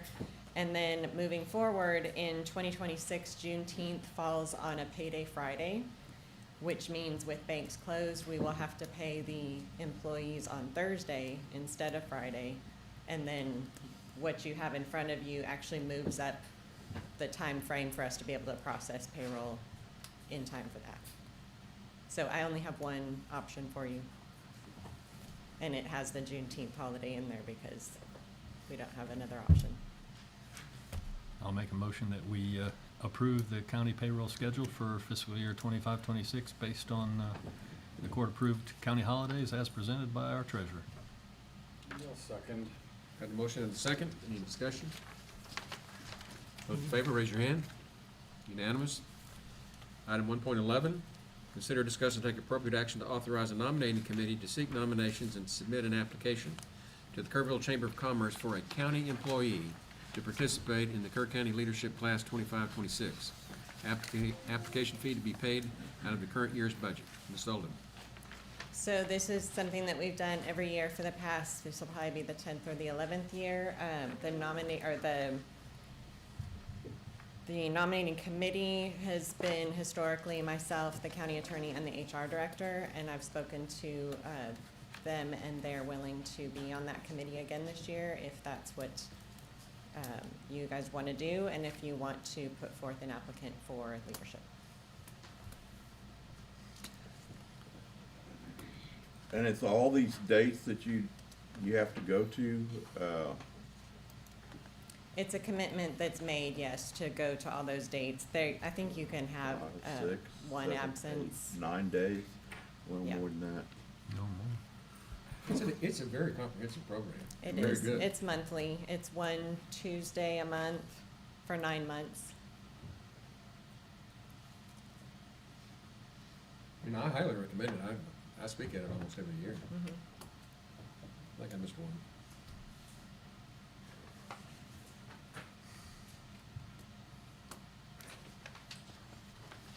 And the funds have been budgeted already to pay for the attendee for next year.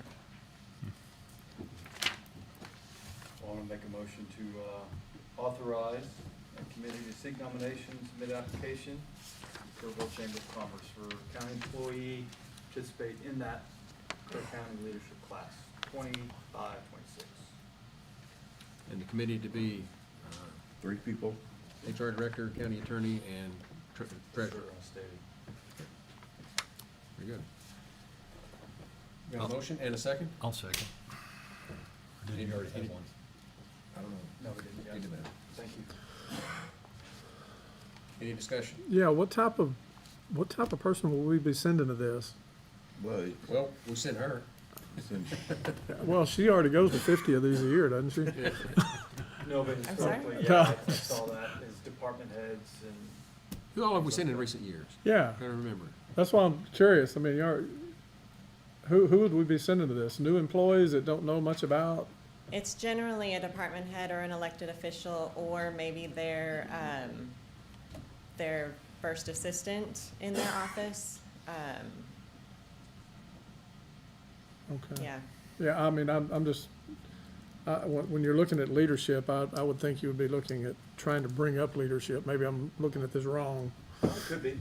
You're young You know. potential. Maybe you're a candidate. No, I'm not. Definitely not, yeah. Yeah, no, I've had opportunities in the past. I'd rather not. Ship has sailed. Yeah, I mean, it's just, to me, that's what it talks about, leadership, is you're looking at future leadership. Exactly. Sure. This last year, the class, it was somebody in the district clerk's office. It was an employee in the district clerk's office. Okay, Yeah, but I would ask y'all to consider future leadership as well as appointed leadership. That could really network locally, because there's a lot of great engagement within that course. I looked at it. right. Any other discussion? No, Those in favor, raise your hand. Unanimous. Thank you. Thank you. Now we'll jump back to 1.19. We're back on schedule. Consider, discuss, and take appropriate action to direct the county engineer to prepare a master thoroughfare plan. Charlie Hastings. Thank you, Judge.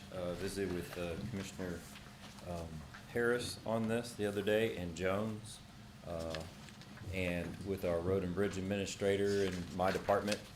And we're asking the court, we thought the best thing to move forward is to direct the county engineer to prepare a master thoroughfare plan.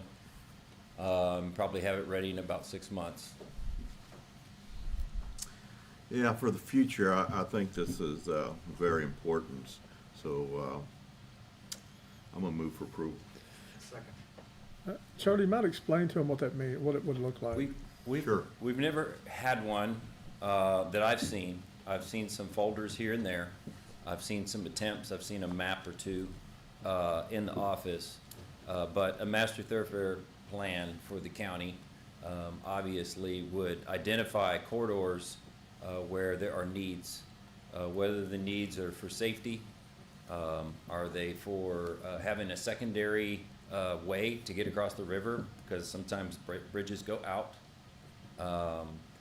or is it to accommodate volumes of traffic as the county grows? And so this is a tool that you put on a shelf and it collects some dust, but if you do it right, it can be a robust tool that is at the forefront of your development subdivision regulations. We do have references in our subdivision regulations that our third-party attorney, Chuck Kimbrough, helped with, and he made sure that we had a paragraph in there that references, should the county adopt a master thoroughfare plan, that when a developer comes to town, they've got to look at that first and make sure that they're in line with the things that are needed in the community.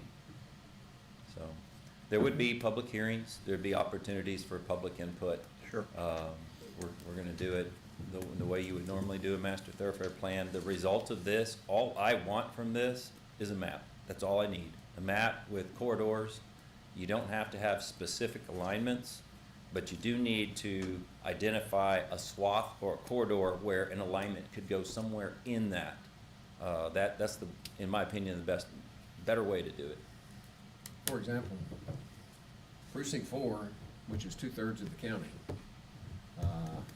has 2 thoroughfares, 27 to 39.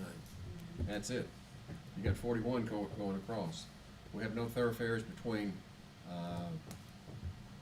27 back to I-10 at right angles. If you go south, go down here by where Kerrville State Park is, you need to get back over to 16. Or I mean, at some point, we're gonna have to develop thoroughfares, and it's time that we start talking about it. This is all stuff you can do in-house? I believe so. Pretty much. Charlie, is this likely to identify any roads that the county might want to consider maintaining that we're not currently maintaining because You know, obviously It a new could be, development if maybe. there's but- a need, if a Yeah. need is identified, then yes. Everything can be on the table. I mean, Yeah, okay. you know, depending on necessity and needs. And I would think that that would flesh itself out in the public hearings and public Sure. meetings. I would assume there's some work with Kerrville. City or of Kerrville TxDOT as well and to TxDOT, absolutely. identify- And they both have master thoroughfare plans already, so this just needs to nestle in between the two. We did that at ACOG a few years back. Motion? Yeah, we already had it. Okay, those in favor, raise your hand. Unanimous, thank you, Charlie. No, you don't leave, you got three things here. Yes, sir. Next one is 120, consider, discuss, and take appropriate action to authorize the county judge to execute a right of entry request from TxDOT for access to Lions Park for design services associated with TxDOT Control Section Job Number 0915-15-087, Crossing Street Bridge Replacement Project. Thank you, Judge. Everybody listen up on this one, because this goes back to 2007, and I want y'all to realize that. Crossing Street Bridge over the Guadalupe River is on the National Bridge Program, where semi-annual inspections are conducted by TxDOT to systematically identify and replace off-system bridges. That's off of the TxDOT system. They don't maintain them, but we do. Before they become structurally inadequate, and where the funding is split 80% federal, 10% state, and 10% county. Match can be funds spent directly on the subject bridge or indirectly spent with TxDOT approval as an equivalent match on another bridge in the program. And we've done that. Kerr County entered into an advanced funding agreement with TxDOT on May the 9th, 2007 for Crossing Street Bridge to be replaced. It was almost 20 years ago, with an approved equivalent match being the right-of-way acquisition for the Cade Loop Bridge Replacement Project. Said equivalent match requirements have been satisfied, obviously. Cade Loop Bridge, if you've driven across it, it's been there now for, what, 15 years or better. We purchased the right-of-way for that. And that was our equivalent match for Crossing Street to be rebuilt. On May the 11th, 2020, the court adopted a court order authorizing TxDOT to continue with design and construction of the off-system bridge project CSJ 0915-15-087, better known as Crossing Street Bridge Replacement Project. The court order was adopted with the following understanding. Subject, of course, to floodplain, storm water, hydraulic design requirements, and environmental laws protecting the endangered species there. The new bridge will be at approximately the same height as the existing one. Access to the river will remain as it is today. The new bridge will be wide enough to accommodate state safety requirements and pedestrian access. They don't want it to be a one-lane bridge. It has to be a little bit wider. And vehicle speed will be controlled with various geometric designs and traffic signage. TxDOT has recently indicated that the design of the bridge will be complete and ready for bidding in 2027.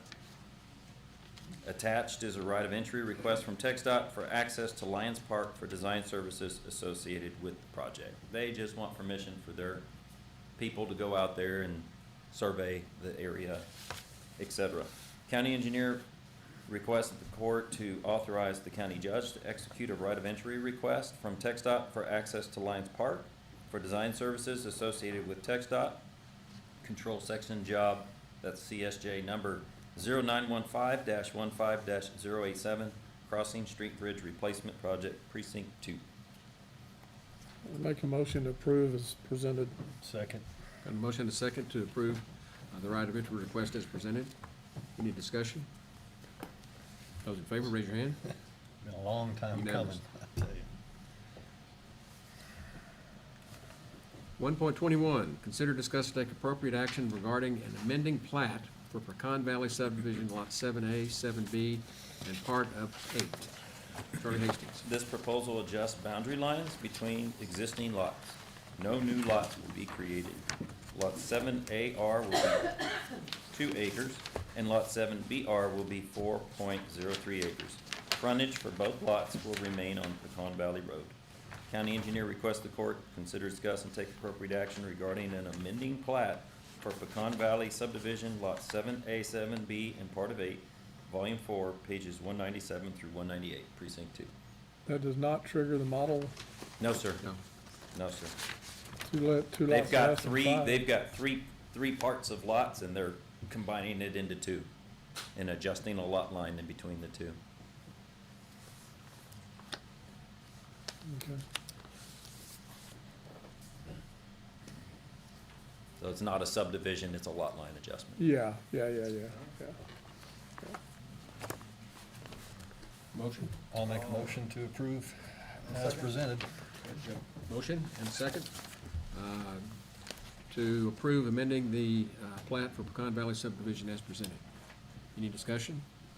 Those in favor, raise your hand. Unanimous. Thank you, Charlie. Thank you.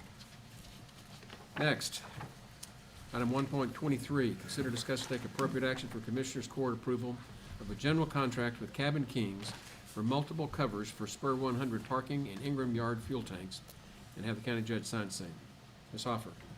Before you is a general contract with Cabin Kings for multiple covers for Spur 100 parking and Ingram Yard fuel tanks. These fall in precinct 2 and 4. This project is to be paid out of line item 15-612575, maintenance facility. The county attorney's office has reviewed this contract. At this time, I ask the Commissioners Court for their approval of this general contract. What we're gonna do is we're gonna get some stuff undercover, so when we have all these hailstorms, we're not replacing windshields on stuff that usually is needed when we go out after we've had the storm. So this should take care of it. Eventually, we are gonna do some gutters off the roofs and collect some water, and we'll do that ourselves. So, This is already budgeted. yes, sir. Okay, I move for approval. Second. Got a motion and a second to approve the contract with Cabin Kings for these multiple covers of Spur 100 and Ingram Yard as presented. Any discussion? Those in favor, raise your hand. Unanimous. Thank you. Item 1.24, consider, discuss, and take appropriate action to donate RBU 051, a 1985, you say, pronounce that Fruhoff? Yes, sir. Fruhoff water tanker trailer to the Mountain Home Volunteer Fire Department as authorized by Texas Local Government Code, Section 352.001 and 352.002, for providing fire protection to the residents of Kerr County or adjoining counties who live outside of municipalities. Ms. Hoffer. The Road and Bridge Department surplus under Commissioners Court approval, RBU 051, a 1985 Fruhoff water tanker trailer, VIN number 1H4T04323 FL009802. We did this at the March 24th, 2025 Commissioners Court meeting, so that unit has already been surplused, and we'd like to donate this unit to the Mountain Home Volunteer Fire Department under Commissioner Court approval. Upon the court's approval, we will ask the Mountain Home Volunteer Fire Department to sign the transfer of water tanker trailer disclaimer and release of liability statement, and these were given to us through the county attorney's office. At this time, I ask the Commissioners Court for their approval to donate RBU 051, a 1985 Fruhoff water tanker trailer to the Mountain Home Volunteer Fire Department. I move for approval. I'll second. Got a motion and a second to approve the transfer of the Fruhoff water tanker trailer to the Mountain Home Volunteer Fire Department as presented. They're gonna be able to get antique tags for it? Probably. How many Yeah. gallons does that thing hold? 40 years old. I'm not sure exactly. I would imagine it's probably a 5,000 or a 6,000 gallon tanker. Yeah, this would be a great asset for the VFD out there. And I congratulate you for keeping these things running. You bet. 1985? Yeah. I don't even want to think where I was. Okay, those in favor, raise your hand. Unanimous. Item 1.25, consider, discuss, and take appropriate action to authorize the county judge to execute transfer and disclaimer release and all related transfer documents as required by state law for the RBU 051, a 1985 Crew F water tanker trailer to the Mountain Home Volunteer Fire Department. This is what you just identified sir. for us. Yeah, I move for approval. I'll second again. Got a motion and a second. Those in favor, raise your hand. Unanimous. Item 1.26, consider, discuss, and take appropriate action to approve the purchase of a Kubota M5-111 HFC-1 tractor with RC 501-2 14-foot rotary cutter from Ewald Kubota in the amount of $88,442.10. Ms. Hoffer. Submitted for approval is a proposal in the amount of $61,060.34 for the Kubota tractor, and for a rotary cutter, the amount of $27,381.76 from Ewald Kubota. The total purchase amount would be $88,442.10. This is a government purchase offered through Ewald Kubota. Pricing was figured under Ewald Kubota's Sourcewell contract number 082923-KBA, which provides a 22% discount on the tractor, and per Land Pride Sourcewell contract number 070821-LPI, which provides a 32% discount on the rotary cutter. Quotes from Ewald Kubota and Land Pride have been provided with the backup documentation. This is something that would be on, I believe, next year's equipment list. And we've got some money left over in our capital line item. And so we would like to go ahead and purchase this tractor and the shredder. And this is for mowing the right-of-ways, Right. so. I move for approval. Second. Got a motion and a second to approve the purchase of the Kubota tractor and shredder as presented. Any discussion? Those in favor, raise your hand. Unanimous.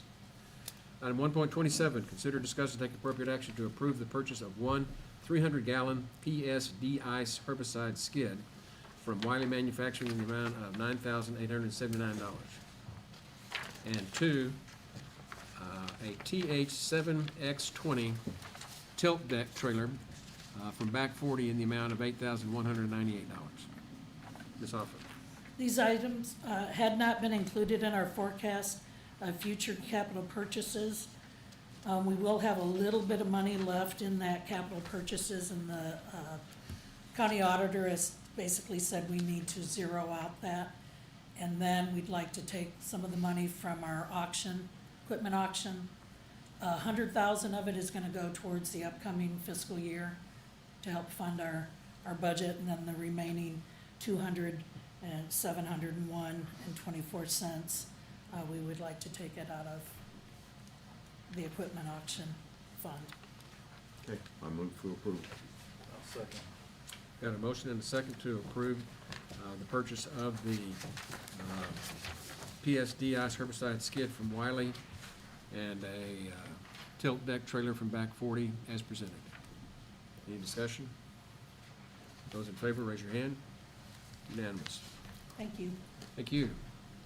Item 1.28, consider, discuss, and take appropriate action to approve the memorandum of understanding for the mental health grant for justice-involved individuals between the Hill Country Community MHMR Center and Kerr County, and authorize the judge to sign same. Sheriff Lathrop. Yes, Court, I'm looking for your approval on this MOU. Kind of explained a little bit, we were talking about mental health earlier. I've got Ricky Ty with me, who is here with the grant.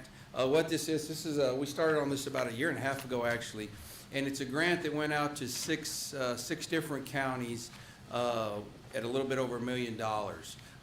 There's no cost to the county other than providing some office space, which obviously in the jail, you know, we're about a point we're pretty full. We took on the magistrate last year. We're going to rearrange some things. I think this is valuable to us, and I'm willing to try anything that'll help our mental health issues. Now, so the court's clear, this only helped the mental health issues in the jail, and I'm going to let Nick explain a little bit of that to you, not our day-to-day transports we do. But anyway, so like I said, this is Ricky. She's going to talk a little bit about the grant and what they're able to do for us in the jail, and all we're required is to give them some office space to be able to do this. Good afternoon, almost. Yeah, so this grant is a beautiful grant. It's good for a year. It's funding from Health and Human Services. You'll have 2 mental health workers who will be embedded inside of the jail who will help with crisis, who will help with substance abuse, who will lead peer-led groups. And another beautiful thing about it is that they will also follow the individuals once they are released for 90 days in the Kerr County area to make sure that they're linked with the services and resources that they need to be. Because one thing we're looking at is to reduce jail recidivism rate, to help decrease death by suicide, but to also work together as a team, as one in Kerr County, to help serve the individuals, because 90% of individuals who are in the jail will be your neighbors. And we want to make sure that we help them become good citizens of Kerr County. Any questions? I'll move for approval. Second. Got a motion and a second to approve the memorandum of understanding for the mental health grant as presented. Any discussion? Yeah, how much is the grant? It's over $1 million. Yeah, 1 million, where did I write that down? Where did you write it down? $1,014,000, $1,014,000. There we go. Yeah, $1,014,282. It's for 1 year. It's divided up into 6 counties. The only one left they have to get approval on is Kerr and Sonora. Those are the last 2 counties. Pretty good deal for us. A great deal. Yeah. And it can be, we're Fine. going to reapply every year too. Okay. So- Okay. Good deal. Very good. So, we have a motion and a second? Yeah. All those in favor, raise your hand. Unanimous, thank you.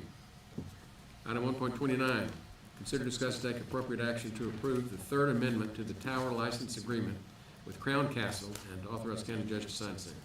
Yes, I'm just Sheriff. looking for y'all's approval to approve this agreement. It's with Crown Castle. It's basically, we're kind of expired right now, and this will get us back going again until October 27th, 2029. It's just an extension on our contract. I move for approval. I'll second.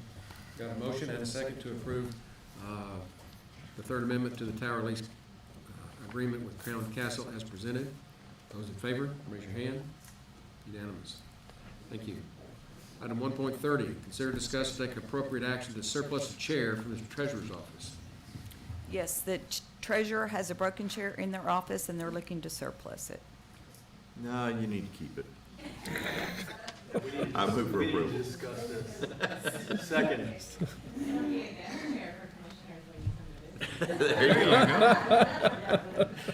We got a motion and a second to approve the surplus. Can I ask a question? Once we approve this surplus, what are we gonna do with the darn thing? Are we gonna dispose of it? Yes, it's, maintenance comes by and picks it up and then they goodness. dispose of it. Okay, They good. take it over to the juvenile. Well, that's what I was afraid of.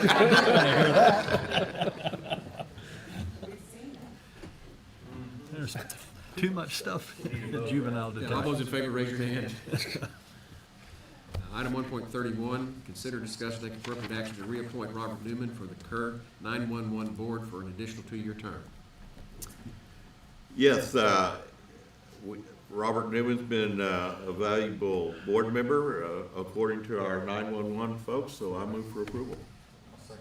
Got a motion and a second to approve the reappointment of Robert Newman to the 911 Board. Any discussion? Those in favor, raise your hand. Unanimous.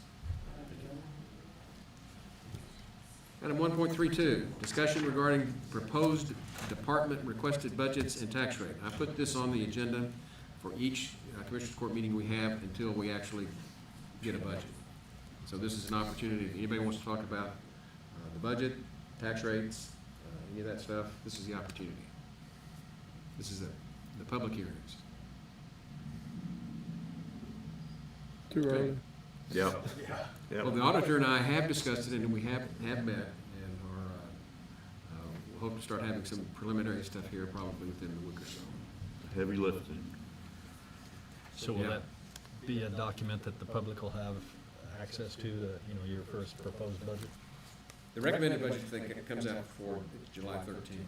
July 13th. I'm getting asked by a number of people, when's the budget Oh, gonna sure. get posted? Same routine each year. Yeah, just looking for the date. Okay, that was an information item, so we'll move on to item 1.33. Consider, discuss, take appropriate action to approve the execution by the Kerr County Judge of the agreed final judgment in cause number 24833B, City of Kerrville and Kerr County Condemnor versus Dark Sky Estates LLC Condemnee. And all we have to do is just approve that proposed judgment. Is that correct? Yes, there would be one addition we would suggest in there as it is right now. They're saying that the real estate documents will be done in the future. We would suggest that they go ahead and done now. They kind of leave that as an option. We suggest go ahead and do that, so that way when we sign, they sign. I agree with that. It is done. And what that is some of the real estate documents giving them an easement over to Airport Loop until we actually build the runway and take the property and close their primary road that accesses their subdivision right now. So I'd rather have it all done at one time. So subject to that modification to the closing documents, I'll move that we approve the final agreement and judgment as presented. Second. Got a motion and a second. Those in favor, raise your hand. Thank you. Unanimous. And with that, Did we ever, we passed on 1.2. Did we ever revisit, or do we need to? okay, if we go back to item 1.2, Denise Guana Yeah. wasn't here? or- yes. Still not here. Yeah. Is anybody here? I'll call it again. Item 1.2, consider, discuss, and take appropriate action on a request to park a mobile gaming trailer at Flat Rock Park for 2 hours on Saturday, August 23, 2025, for a birthday party. Denise Guana. Yeah. She's got time in August. Yeah. Well, yeah. This time. What does that mean, a gaming? Well, that's what the questions we'd have. That's a lot we want to know. I'm sure it's crap tables and roulette wheels. Yeah, why not? What are the stakes? I mean, Well, I'm teasing about the games. So we'll just park the sheriff right next to it. all right. Okay, approval agenda, item 2.1, budget amendments.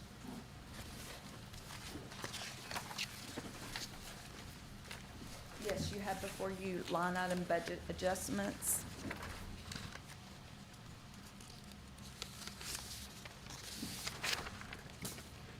I move for approval. There are two of them that we are certifying new revenue. One is for the animal control shelter, and we're using interest that has already been received.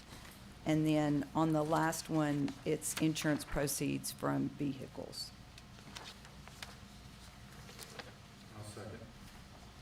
And we've got a motion and a second to approve the budget amendments as presented. Any discussion? Those in favor, raise your hand. Unanimous. Item 2.2 is pay the bills. Yes, invoices for your consideration, $2,385,315.86.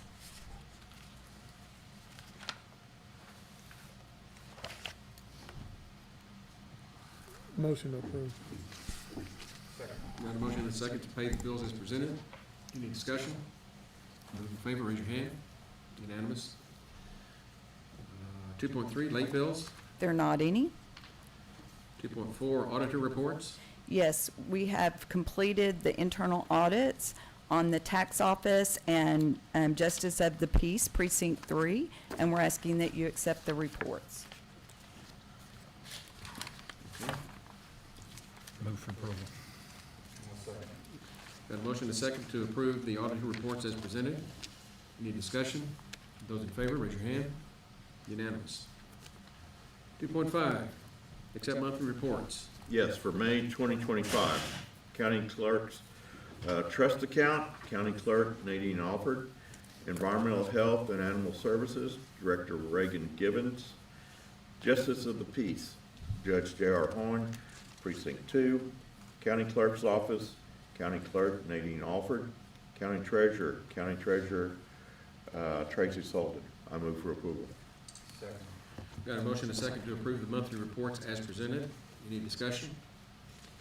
Those in favor, raise your hand. Unanimous. Item 2.6, court orders. I have reviewed the court orders number 41304 through 41331, and they all seem to be in order. I'd make a motion that we approve the court Second. orders as presented. Got a motion and a second. Any discussion? Those in favor, raise your hand. Unanimous. Information agenda. Item 3.1 are status reports from department heads. I know We've started to chip seal Bear Creek Road, and we feel pretty confident, weather pending, that that road will all be chip sealed before 4th of July. So Nice. it's going really well. We started on the Arcadia Loop end, heading towards Freedom Trail. And on Friday, they got 1 layer of oil, 1 layer of rock, and they'll put an additional. And then eventually we'll head on from where Shepherd Reese comes into Bear Creek to Freedom Trail. So, but it's going well. Good. So, thank you. Good. Any other department or, okay?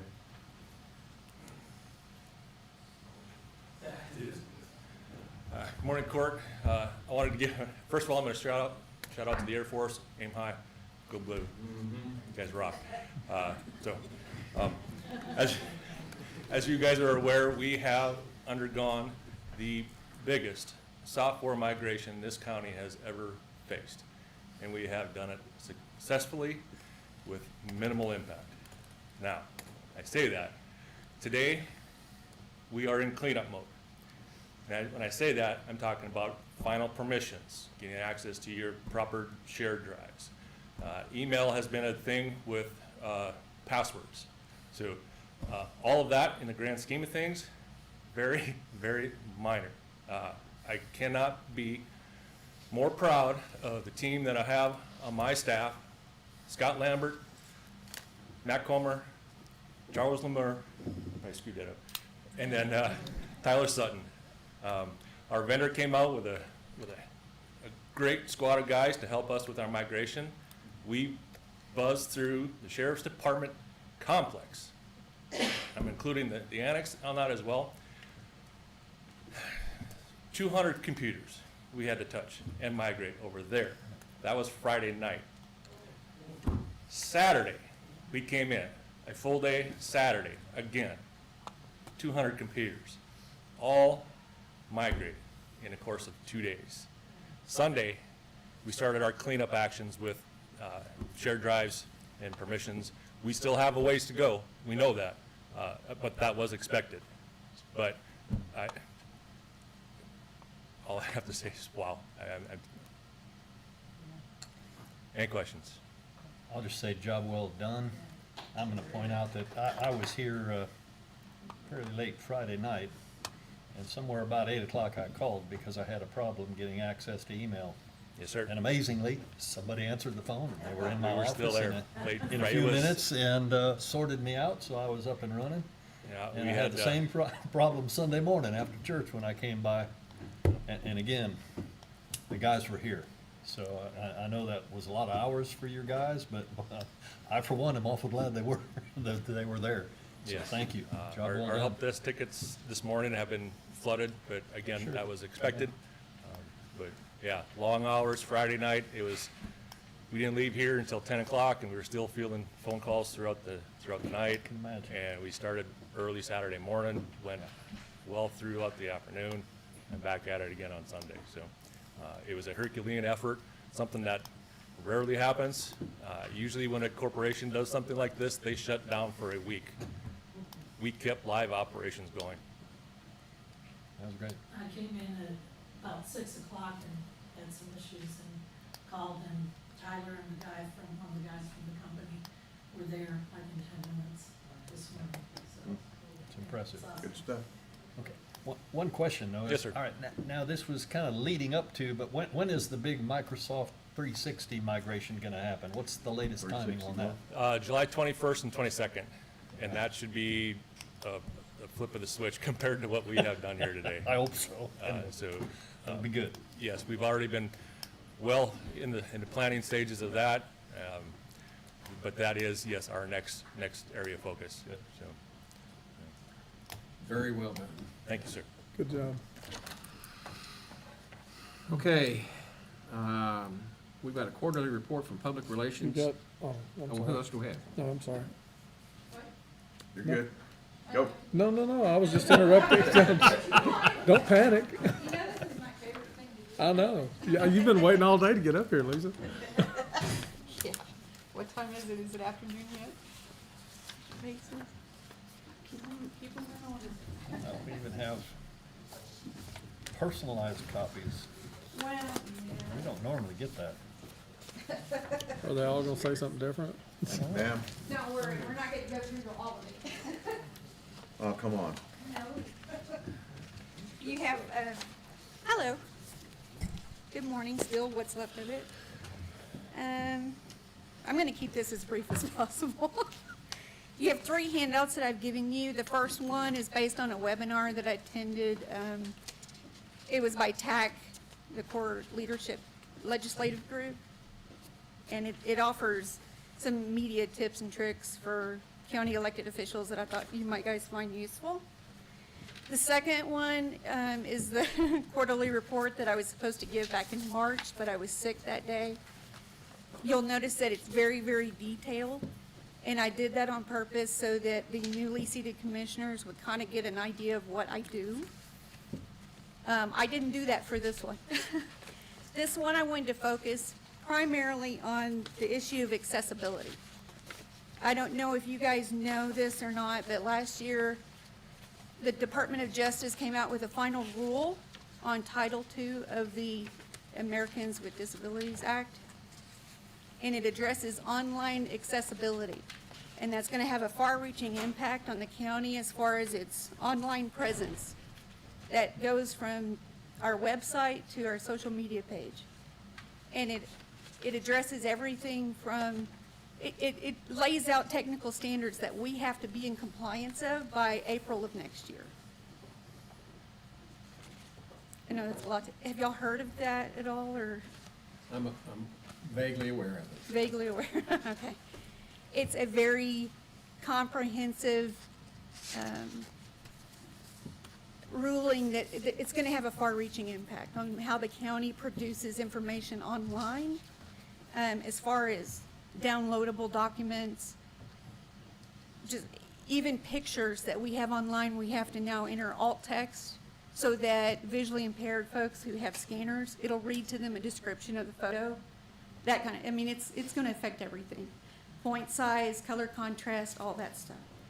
So I've basically immersed myself in learning everything about this because I don't have a lot of prior experience with accessibility issues. I think a lot of our website is already in compliance, but there's a lot that I'm going to have to fix. So next steps are, if you are recommended to appoint a web accessibility coordinator. I've kind of just taken that on myself as the web content coordinator, thinking that's probably what you would want me to do. And so I've done some training. I listed all the training things I've done lately there, the seminars I've attended. A lot of it has been focused on why accessibility is important. I'm like, sold, you don't have to convince me. I understand the reasoning behind it. What I'm doing now is getting to the meat and potatoes of what we actually have to fix. So that's what I'm trying to educate myself on, research now. We have to meet the web, what is it called? The Web Content Accessibility Guidelines, 2.1 level AA. That lays out our technical standards that we have to meet. And it covers everything. So I'm trying to learn all that now. Next steps will be for you to appoint a web accessibility coordinator. If you want me to do it, I'm happy to take that on. But we probably need to put that on a meeting agenda soon. I will be doing a complete inventory of our online assets that we can then use to create a checklist on what needs to be fixed, so where we can go through it methodically. This is very tedious stuff that we have to go through to make sure we have our bases covered. And I need to do a website accessibility statement that we can publish online that gives the public a recourse. If they run into an accessibility problem, they know who to contact with the county, and we know to fix it. That's about it. Questions? It sounds like a webmaster Pretty much. is what it pretty much sounds like. It's for me. Yep. Well, we need to get that on an agenda item. Yeah. Because we need to do that. And thank you for being the eyes and ears for us. Sure. I don't think there's gonna be a policing of it, but we certainly want to be compliant with the law because, We're- one, it's the right thing to do, and two, we don't wanna open ourselves to have a liability issue. Well, you know, we're supposed to represent the people, That's right, so. so. Anything else? Lisa, I think you've done a great job of, Thank you. upgrading our website, so, Oh, thanks. It's a never-ending. I'm sure it is, so All right, thank you. be happy for you to continue in that role. Okay. And then we'll move on to the quarterly report from Victim Services. Okay, we'll forego that. Then we'll move on to 3.2, reports from elected officials. I'm looking at, got a couple in the room. Okay, and then 3.3, status reports from liaison commissioners. I don't have anything new to report. I've attended, different water meetings and things of that nature, but nothing substantial to report on them. I don't have anything I only have one addition from what was previously briefed. Good meeting so far with Victim Services over November 11th, where we are gonna have our Veterans Day ceremony. I thank y'all and Lisa for attending that. We're organizing a very good ceremony. I won't say it'll be on par in size of Memorial Day, but it'll be probably close to it. So it's a holistic planning effort right now to make the Allie Burton Building cutting ceremony worth him attending. I'll put it that way. That's it. Excellent. Good. Anything else? Okay. Then with that, we will take a 5-minute break and go into executive session where we have, I think, just the one personnel matter.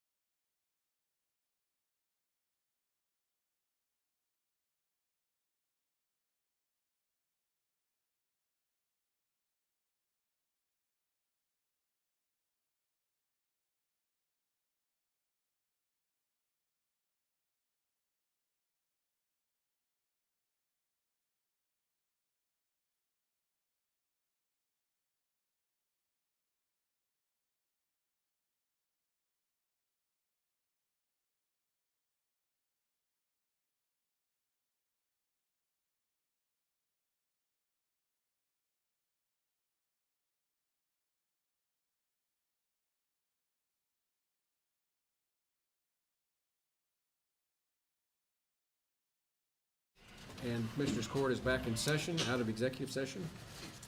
I call 5.1, which is action as may be required on matters discussed in executive session. Is there anything? Yeah, I'd like to make a motion that we, in the 216th District Office, that we previously had approved a 25.2 for the office general manager for step and grade, that we increase that to 25.3. I'll second. Got a motion and a second to increase the office manager's step and grade from a 25.2 to a 25.3. Is there any discussion? Those in favor, raise your hand. Unanimous 5-0. 4-0. 4-0, yeah. Dodged another bullet. Maybe. Oh, man. Can we go eat now? You know, I was listening to her. You know, adjourn. You got to adjourn. Oh, yeah. Thank you.